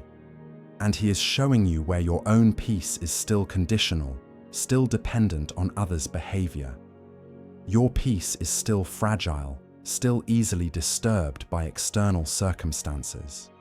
This is valuable information. This is a gift, though it doesn't feel like one. But Lama, he doesn't deserve kindness. He's cruel to everyone. He judges everyone. He makes people feel bad about themselves. Who decides what people deserve?" The Lama asked, his eyes penetrating. "And more importantly, who suffers when you carry hatred in your heart? Does your resentment hurt Jamyang? Or does it hurt you?" Tenzin was quiet. He knew the answer. His anger at Jamyang had been eating at him for days, disturbing his sleep, ruining his concentration, poisoning his peace. Jamyang seemed completely unaffected, continuing his criticism without any awareness of the resentment he was generating. Lama Dorje stood and retrieved a text from his shelf, an old worn copy of teachings on the four immeasurables. The Buddha taught a practice called metta loving kindness. In our tradition, we call it jampa. It is one of the most powerful practices in the Dharma, one of the most transformative. "I want you to begin it tonight." He explained the practice. Each morning and evening, Tenzin was to sit and send loving kindness to four categories of beings. First to himself.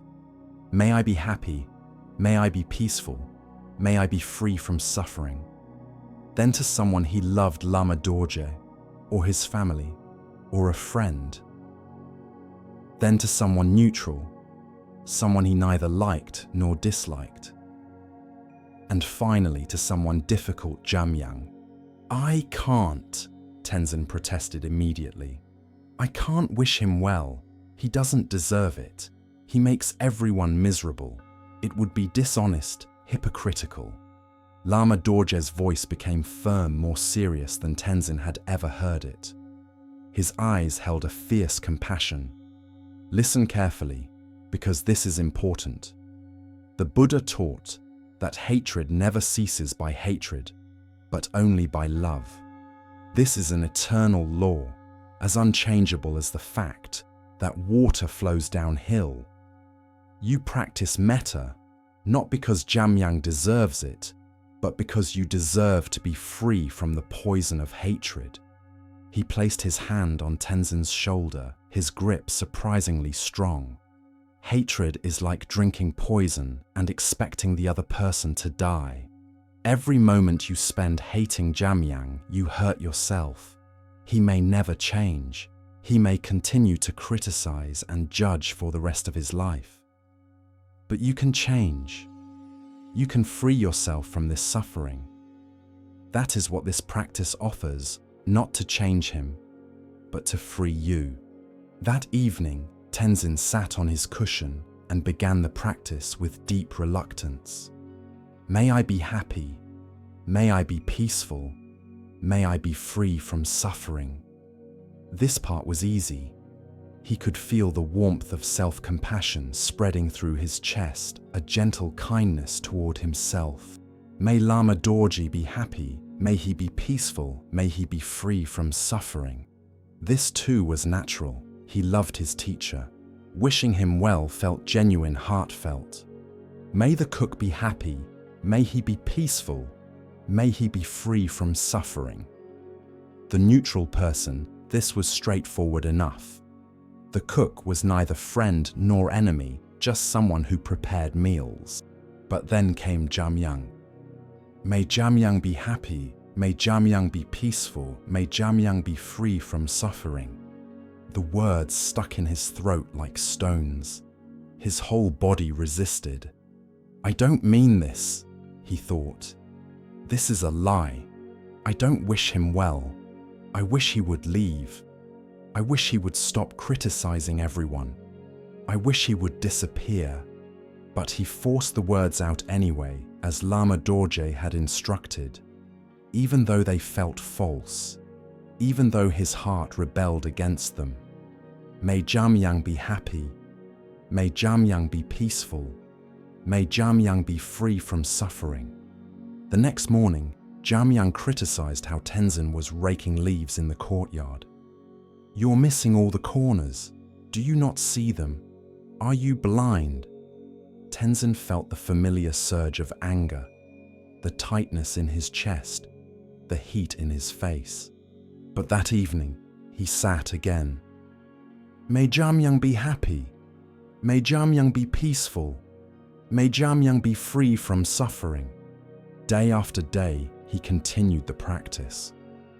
The words still felt false, still felt forced, but he kept saying them, kept sitting with them, kept offering this wish, even when every part of him wanted to offer something else, something harsh, something that would hurt as he felt hurt.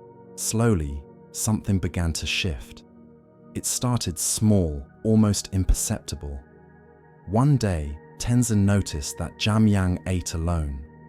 Every meal he sat by himself at the end of the table, and no one joined him. Everyone avoided him, just as Tenzin did. The new monk sat in isolation, surrounded by people but utterly alone. Another day, Tenzin saw Jamyang's face when he thought no one was watching. The harsh lines softened. The critical expression faded. What remained was something else. A deep sadness, a profound loneliness, a pain that seemed to go back years, perhaps decades. Tenzin began to observe more carefully, with curiosity rather than judgment. He noticed that Jamyang's hands shook slightly when he ate, a tremor that suggested illness or deep anxiety. He noticed the dark circles under his eyes, suggesting sleepless nights. He noticed how Jamyang's criticisms often came after someone had ignored him or walked away, as if the criticism were a desperate attempt to be noticed, to matter, to exist in others' awareness. One evening, as Tenzin sat in metta practice, a realization arose like the sun breaking through clouds. Jamyang criticized others because he criticized himself mercilessly. His impossible standards for everyone else were nothing compared to the impossible standards he held for himself. His harshness came not from malice, but from pain. He was suffering perhaps more than anyone else in the monastery, trapped in a prison of perfectionism and self-judgment, unable to accept himself or anyone else, unable to find peace. Tenzin's heart cracked open. Suddenly the words of the practice felt true. May Jamyang be happy. May Jamyang be peaceful. May Jamyang be free from suffering. He meant it now. He genuinely wished this suffering man could find peace, could be free from the harsh judge that lived in his own mind, could experience kindness from others. Yes, but more importantly, from himself. The next morning, when Jamyang began to criticize how Tenzin was sweeping the temple steps, "You're sweeping the dirt onto the clean area, you're making more work for yourself," Tenzin did something different. He stopped, looked directly at the older monk, and smiled. "Thank you for the guidance, brother," he said genuinely, without sarcasm or resentment. "I appreciate your attention to detail.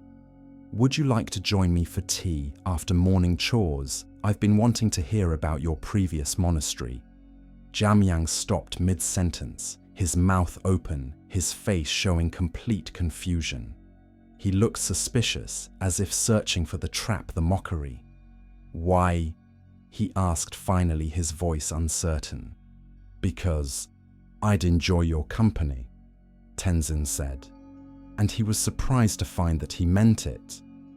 He was curious about this man, about what had made him so harsh, so critical, so unable to accept imperfection in himself or others.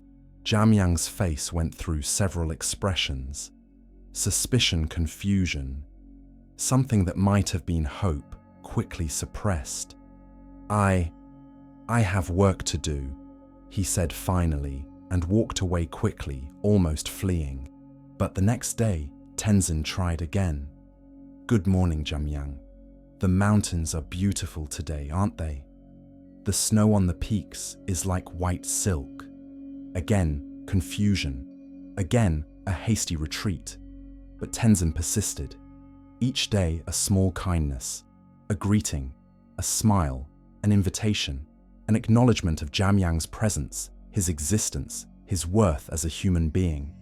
And each evening, the metta practice: "May Jamyang be happy, may Jamyang be peaceful, may Jamyang be free from suffering."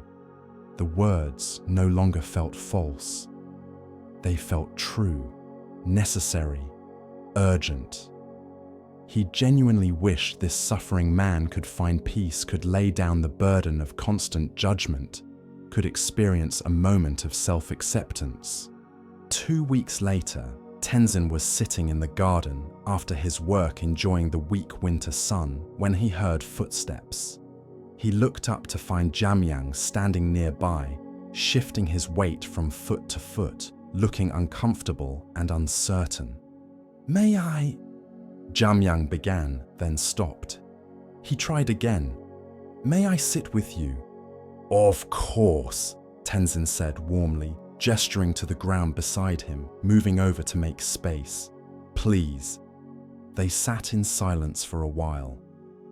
The sun was setting, painting the mountains in shades of pink and gold. Prayer flags snapped in the wind. A raven called from a nearby tree. Finally, Jamyang spoke, his voice barely above a whisper. "Why are you kind to me?" Tenzin considered the question, carefully wanting to answer honestly. "Because the Buddha taught that all beings deserve loving kindness, including you, including me.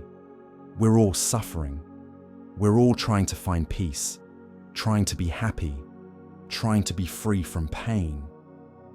We're all doing the best we can with the understanding we have." Jamyang's eyes filled with tears. His face crumpled, decades of armor suddenly falling away. "Everyone else avoids me. I know I'm difficult. I know I'm..." He stopped, unable to continue, his voice breaking. "You're suffering," Tenzin said gently, with compassion rather than judgment. "And suffering makes us act in ways that create more suffering. It's a cycle, a trap, but it can be broken. The Buddha showed us how."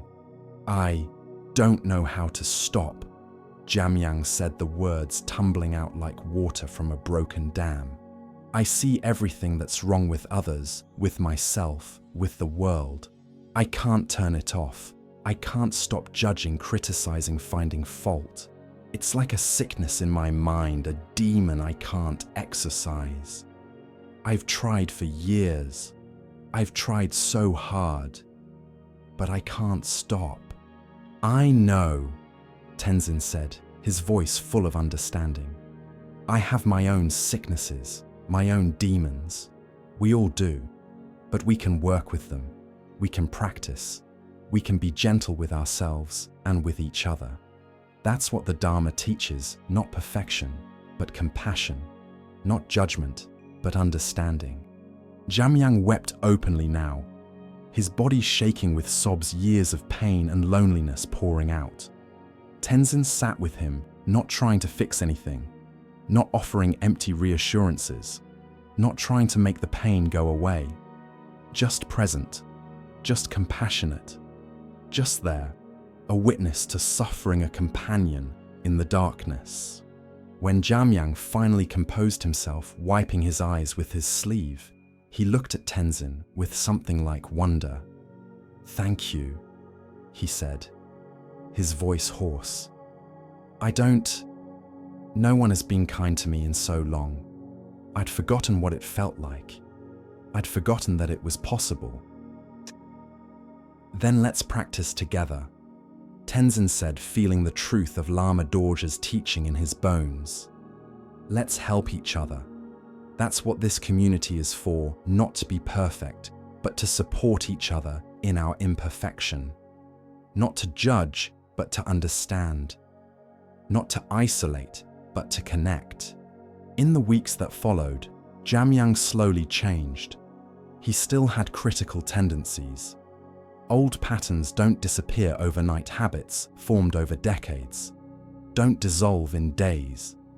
But now, when he caught himself being harsh, he would stop, apologize, try again.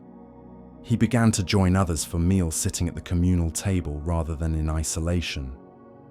He began to smile occasionally, tentatively, as if his face were learning a new expression. The hard lines in his face began to soften like ice melting in spring sun. And Tenzin learned something profound. Metta, loving kindness, was not just a nice idea or a pleasant feeling. It was a power that could transform the world one heart at a time.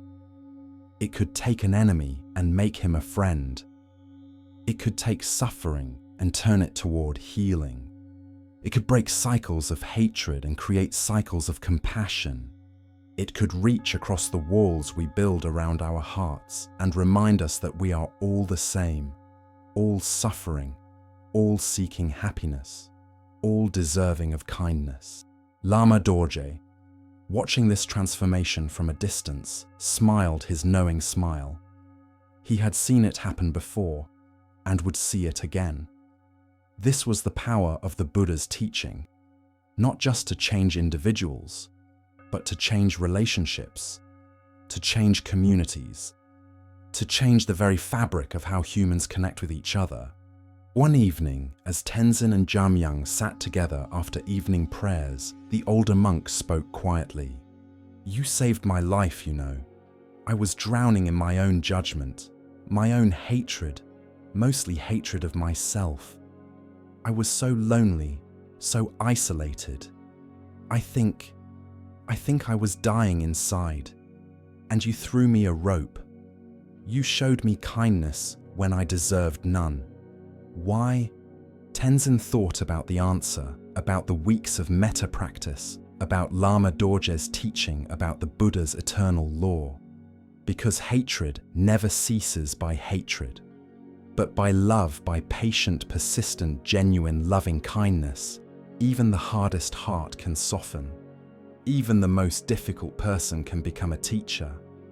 Even enemies can become friends.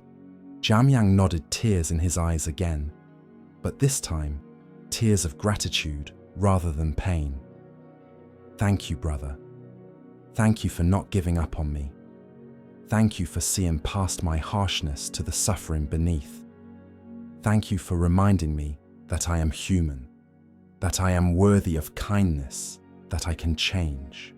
As they sat together in the gathering darkness, watching the stars emerge one by one in the vast Himalayan sky, Tenzin felt the truth of the practice in his heart. This was not weakness. This was the strongest force in the universe. This was metta. This was the practice of loving kindness transforming suffering into compassion, one heart at a time, beginning with our own. The Buddha had taught, hatred never ceases by hatred, but only by love. This is an eternal law. Tenzin had seen this law in action, had witnessed its power had become an instrument of its transformative force, and he knew that this teaching, this practice of sending loving kindness even to difficult people, especially to difficult people, would stay with him forever. A reminder that compassion is not just for those who are easy to love, but for everyone without exception, without condition, without limit. The transformation of Jamyang had been one of the most profound teachings Tenzin had received at Tashi Gompa. He had witnessed firsthand how loving kindness could melt the ice around a frozen heart, how compassion could reach across walls of judgment and criticism to touch the suffering beneath. The monastery felt different now, warmer, more connected, as if Jamyang's opening had somehow opened everyone else as well.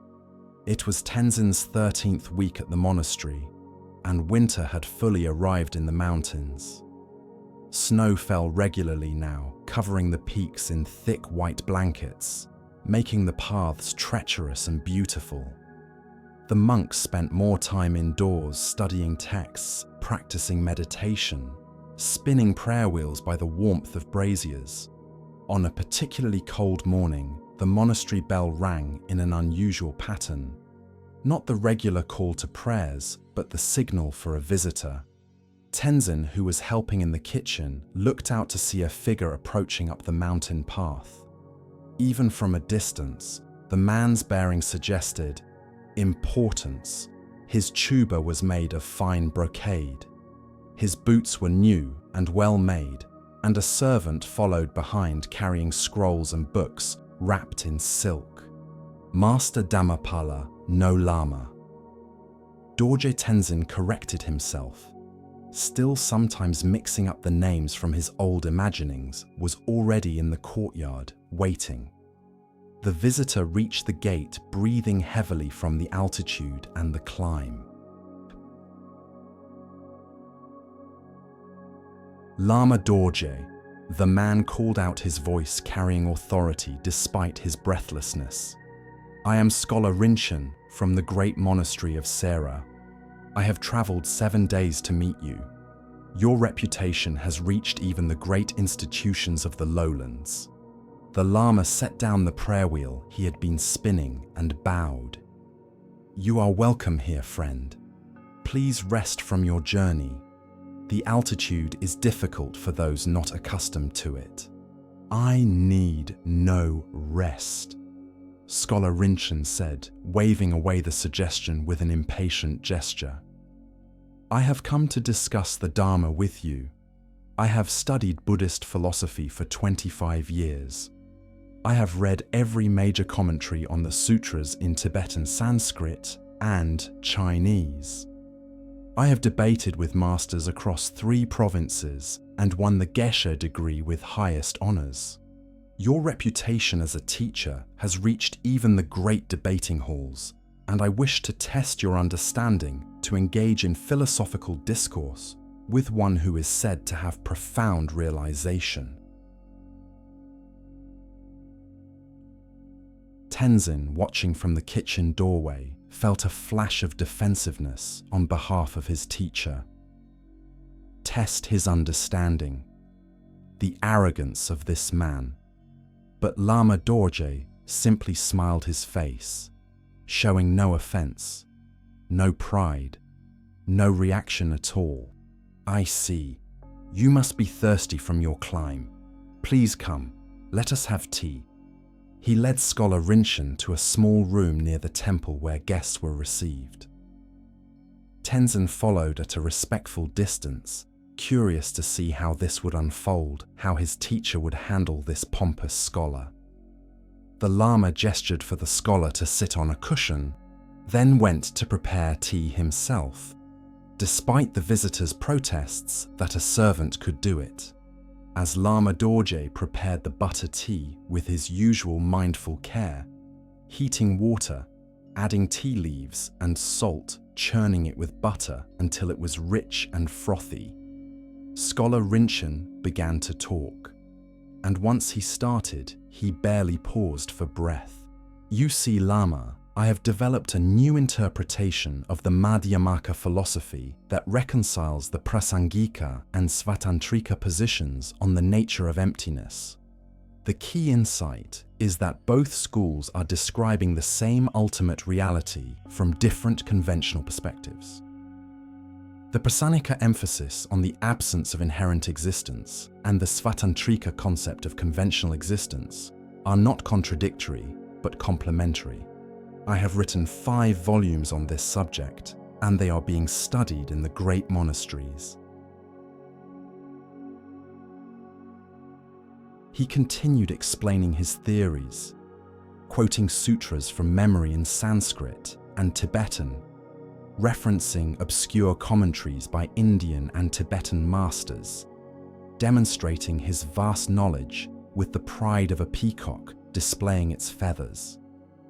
Lama Dorje returned with the tea and placed a wooden bowl before the scholar, but Rinchen barely noticed, so engrossed was he in his own discourse. And furthermore, the concept of Buddha nature in the Tathagatagarbha literature must be understood not as a substantial self, but as the natural luminosity of mind. Many scholars miss this crucial point, confusing it with the Hindu concept of Atman. But I have traced the development of this idea through 12 centuries of commentary, from Nagarjuna through Chandrakirti to Tsongkhapa. Lama Dorje picked up the teapot and began to pour tea into Scholar Rinchen's bowl. The scholar continued talking, gesturing with his hands, his eyes bright with intellectual passion, completely absorbed in his own brilliance.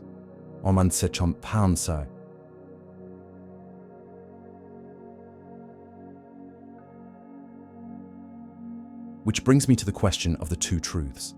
Is conventional truth merely false, or does it have a kind of validity within its own sphere? The debate has raged for centuries, but I believe I have found the answer in a careful reading of the Bodhicharyavatara, where Shantideva clearly indicates that the Lama poured steadily, the bowl filled, the tea reached the rim, still the Lama poured, or unsaying.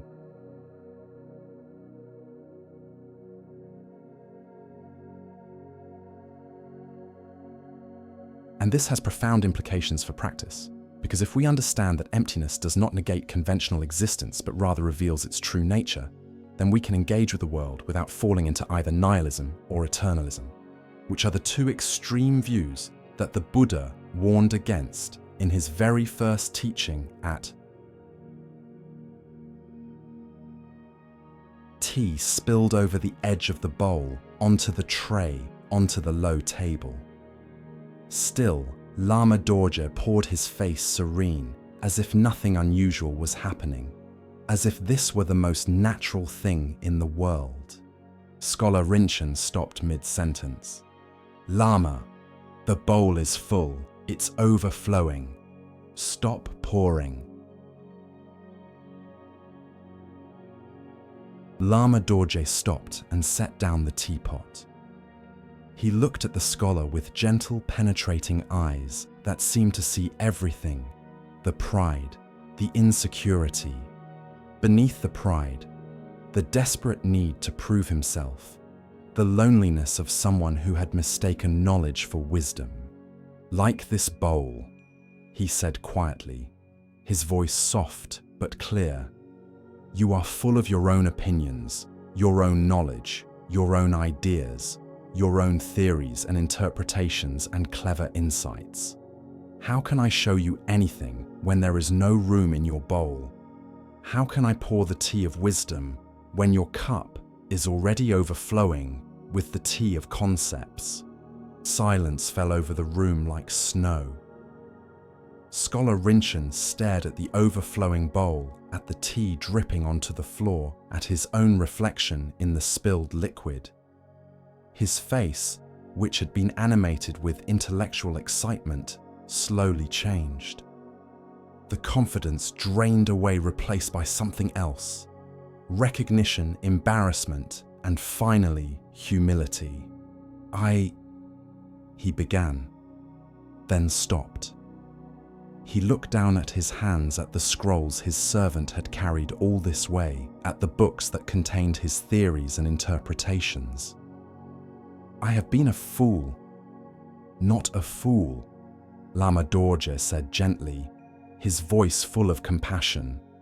A scholar, a learned man, a brilliant mind, but perhaps too full of learning to receive anything new.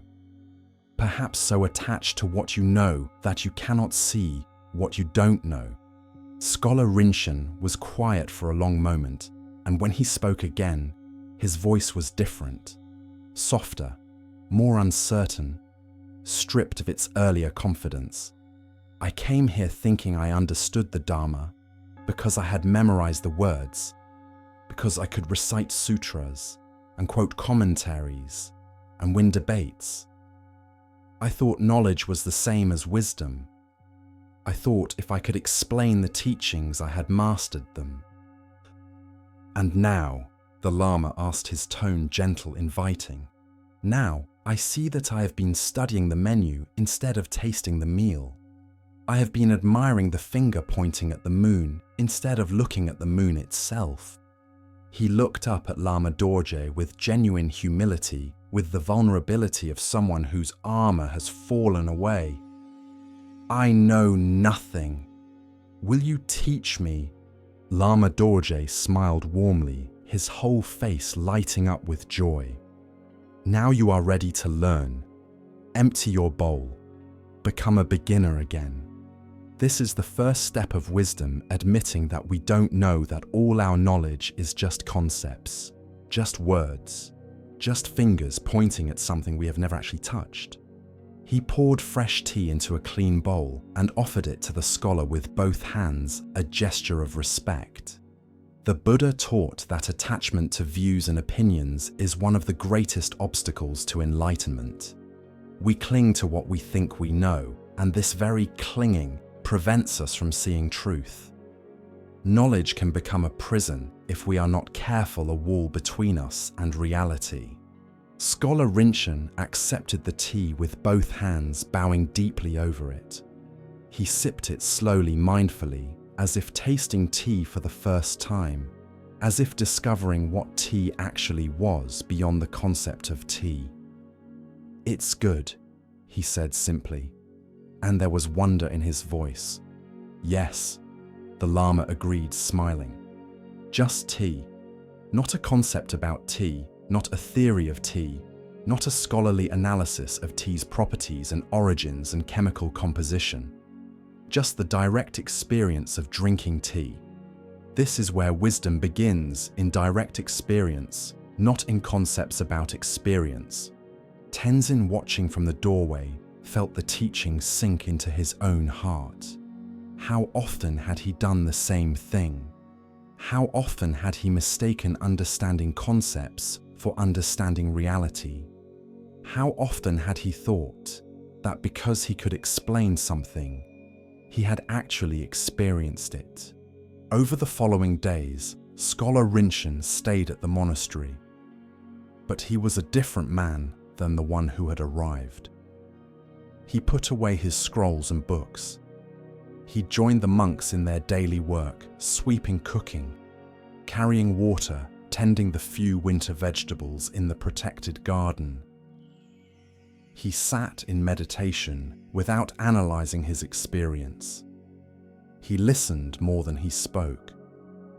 He asked questions like a child with genuine curiosity rather than to display his knowledge.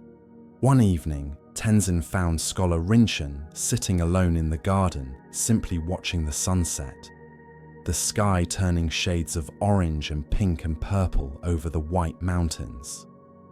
Tenzin sat beside him. "May I ask you something?" Tenzin said. "Of course. You knew so much. You had studied for 25 years. Why did the Lama's simple demonstration affect you so deeply? Surely you had heard teachings about beginner's mind before, about emptying the cup." Scholar Rinchen smiled a humble smile, very different from the confident expression he had worn upon arrival. "I had heard about it, yes. I could have given you a lecture on the concept of beginner's mind, quoted sources, explained its importance in Buddhist practice. But I'd never actually practiced it. I'd never actually emptied my cup. Knowledge is seductive, you see. It makes us feel secure, important, accomplished. The more I learned, the more attached I became to my learning. It became my identity, my worth, my defense against the uncertainty of existence." He picked up a small stone and turned it over in his hands, examining it as if it were the most interesting thing in the world. "I had spent 25 years learning about enlightenment, but I had never actually practiced being present, being open, being empty enough to receive wisdom. I was so full of concepts that there was no room for truth. The Lama showed me this in a way that bypassed my intellect, that cut through all my clever theories and forced me to see the simple truth. I was like that overflowing bowl, unable to receive anything new because I was so full of what I already thought I knew." "But isn't learning important?" Tenzin asked, echoing a question he had asked himself many times. "Shouldn't we study the Buddha's teachings?" "Yes, of course." Scholar Rinchen said, his tone thoughtful. "But there is a difference between learning that opens us and learning that closes us.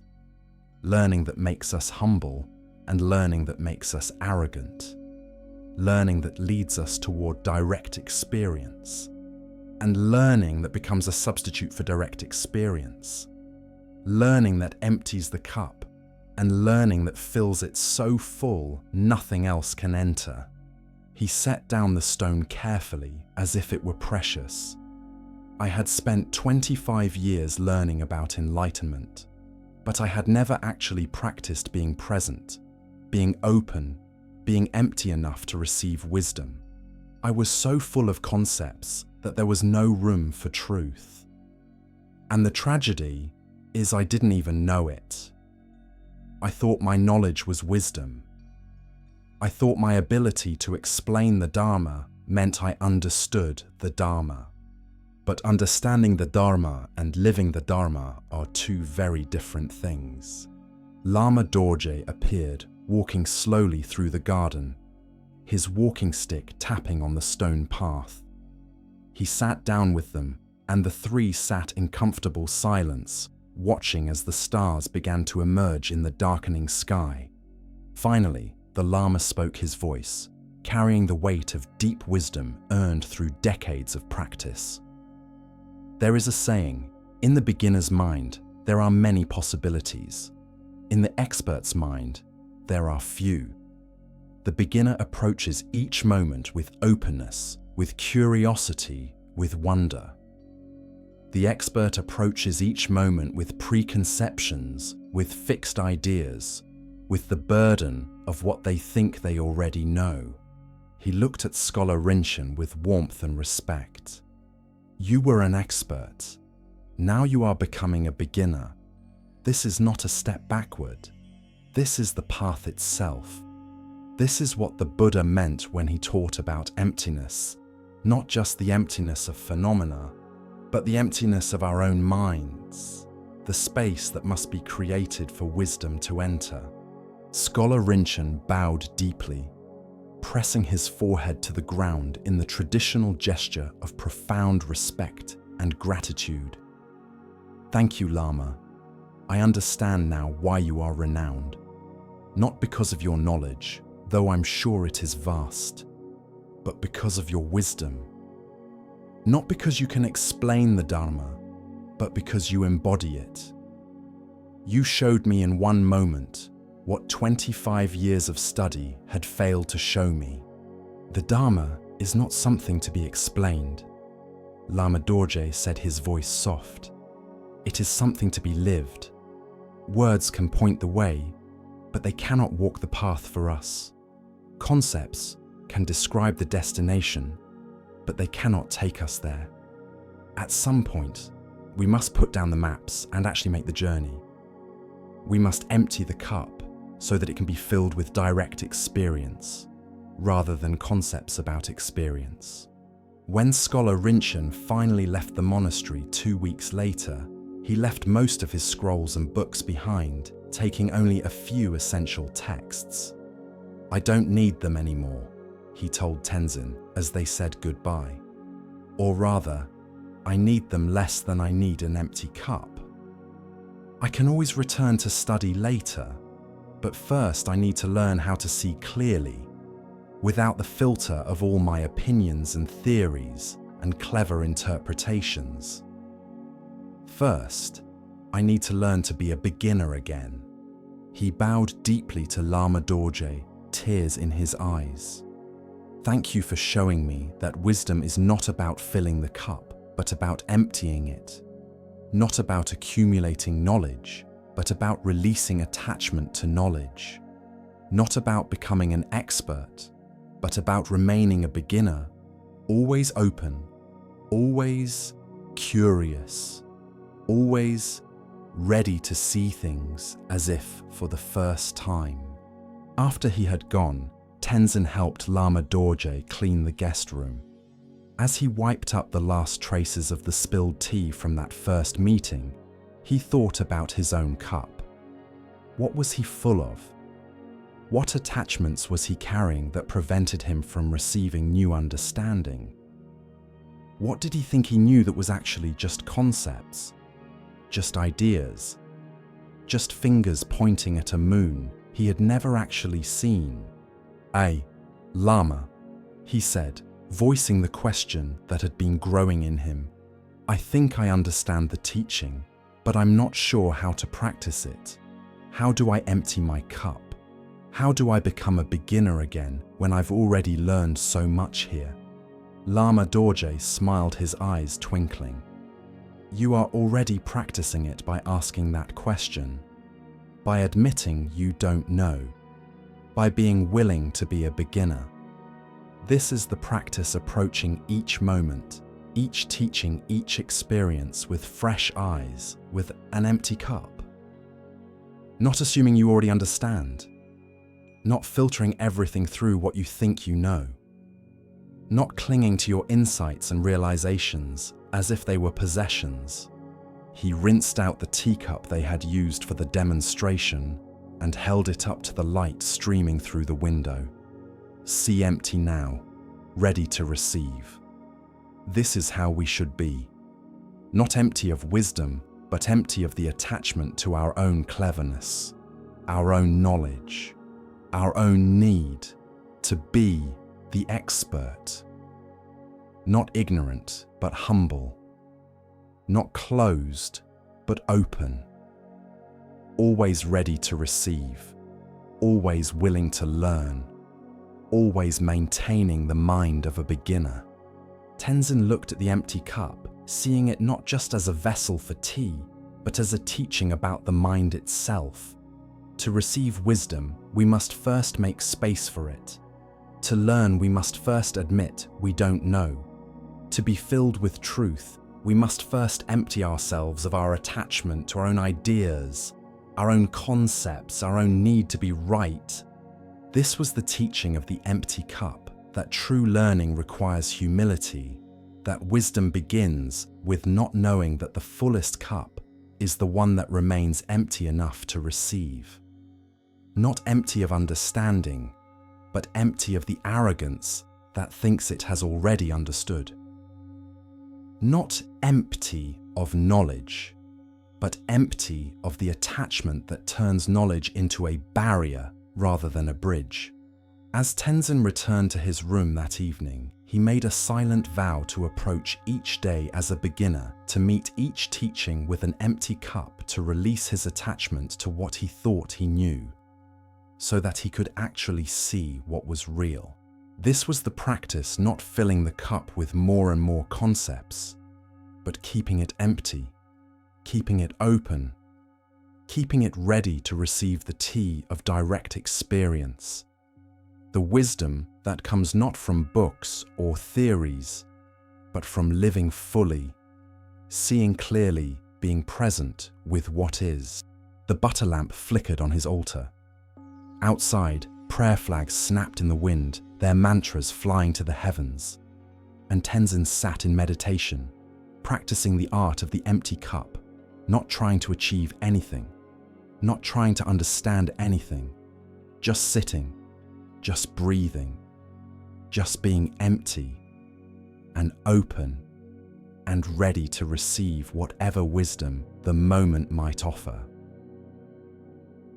And so, we complete this journey together, you and I, having walked alongside Tenzin from his first restless steps at the monastery gate to his peaceful descent down the mountain, carrying home within him. Thank you for your presence here, for the gift of your time and attention, for allowing these ancient teachings to find a home in your heart. This story of Tenzin was never really about a monk in a monastery.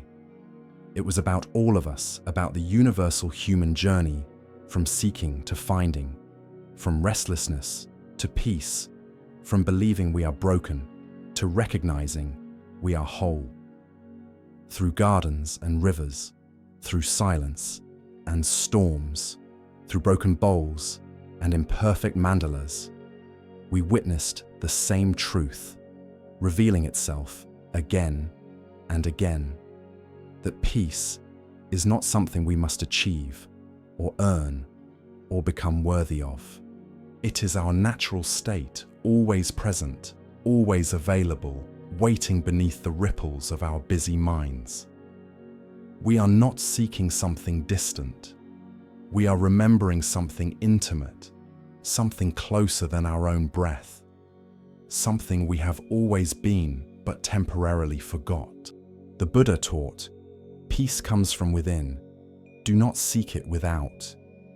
These simple words hold the essence of Tenzin's entire journey, and perhaps of our own. The monastery, the teacher, the practices, these were not the source of peace. They were mirrors reflecting back what Tenzin had always carried within himself. And so it is with us. The peace we seek is not in some future achievement, not in perfect circumstances, not in finally getting everything right. It is here now, in this moment, in the stillness beneath our thoughts, in the awareness that is always present, always clear, always home. As you move through your days ahead, perhaps you will remember Tenzin's lessons. When you find yourself throwing stones into the lake of your mind, creating unnecessary ripples, you might pause and simply let the water settle. When you judge yourself harshly for being imperfect, you might remember the mandala and smile at your beautiful human imperfection. When obstacles arise, you might flow like water around them, rather than exhausting yourself in resistance. The practice is not complicated. It is simply this: be present, be gentle with yourself. Remember that you are already whole. May you rest in deep peace tonight. May you wake with ease and clarity.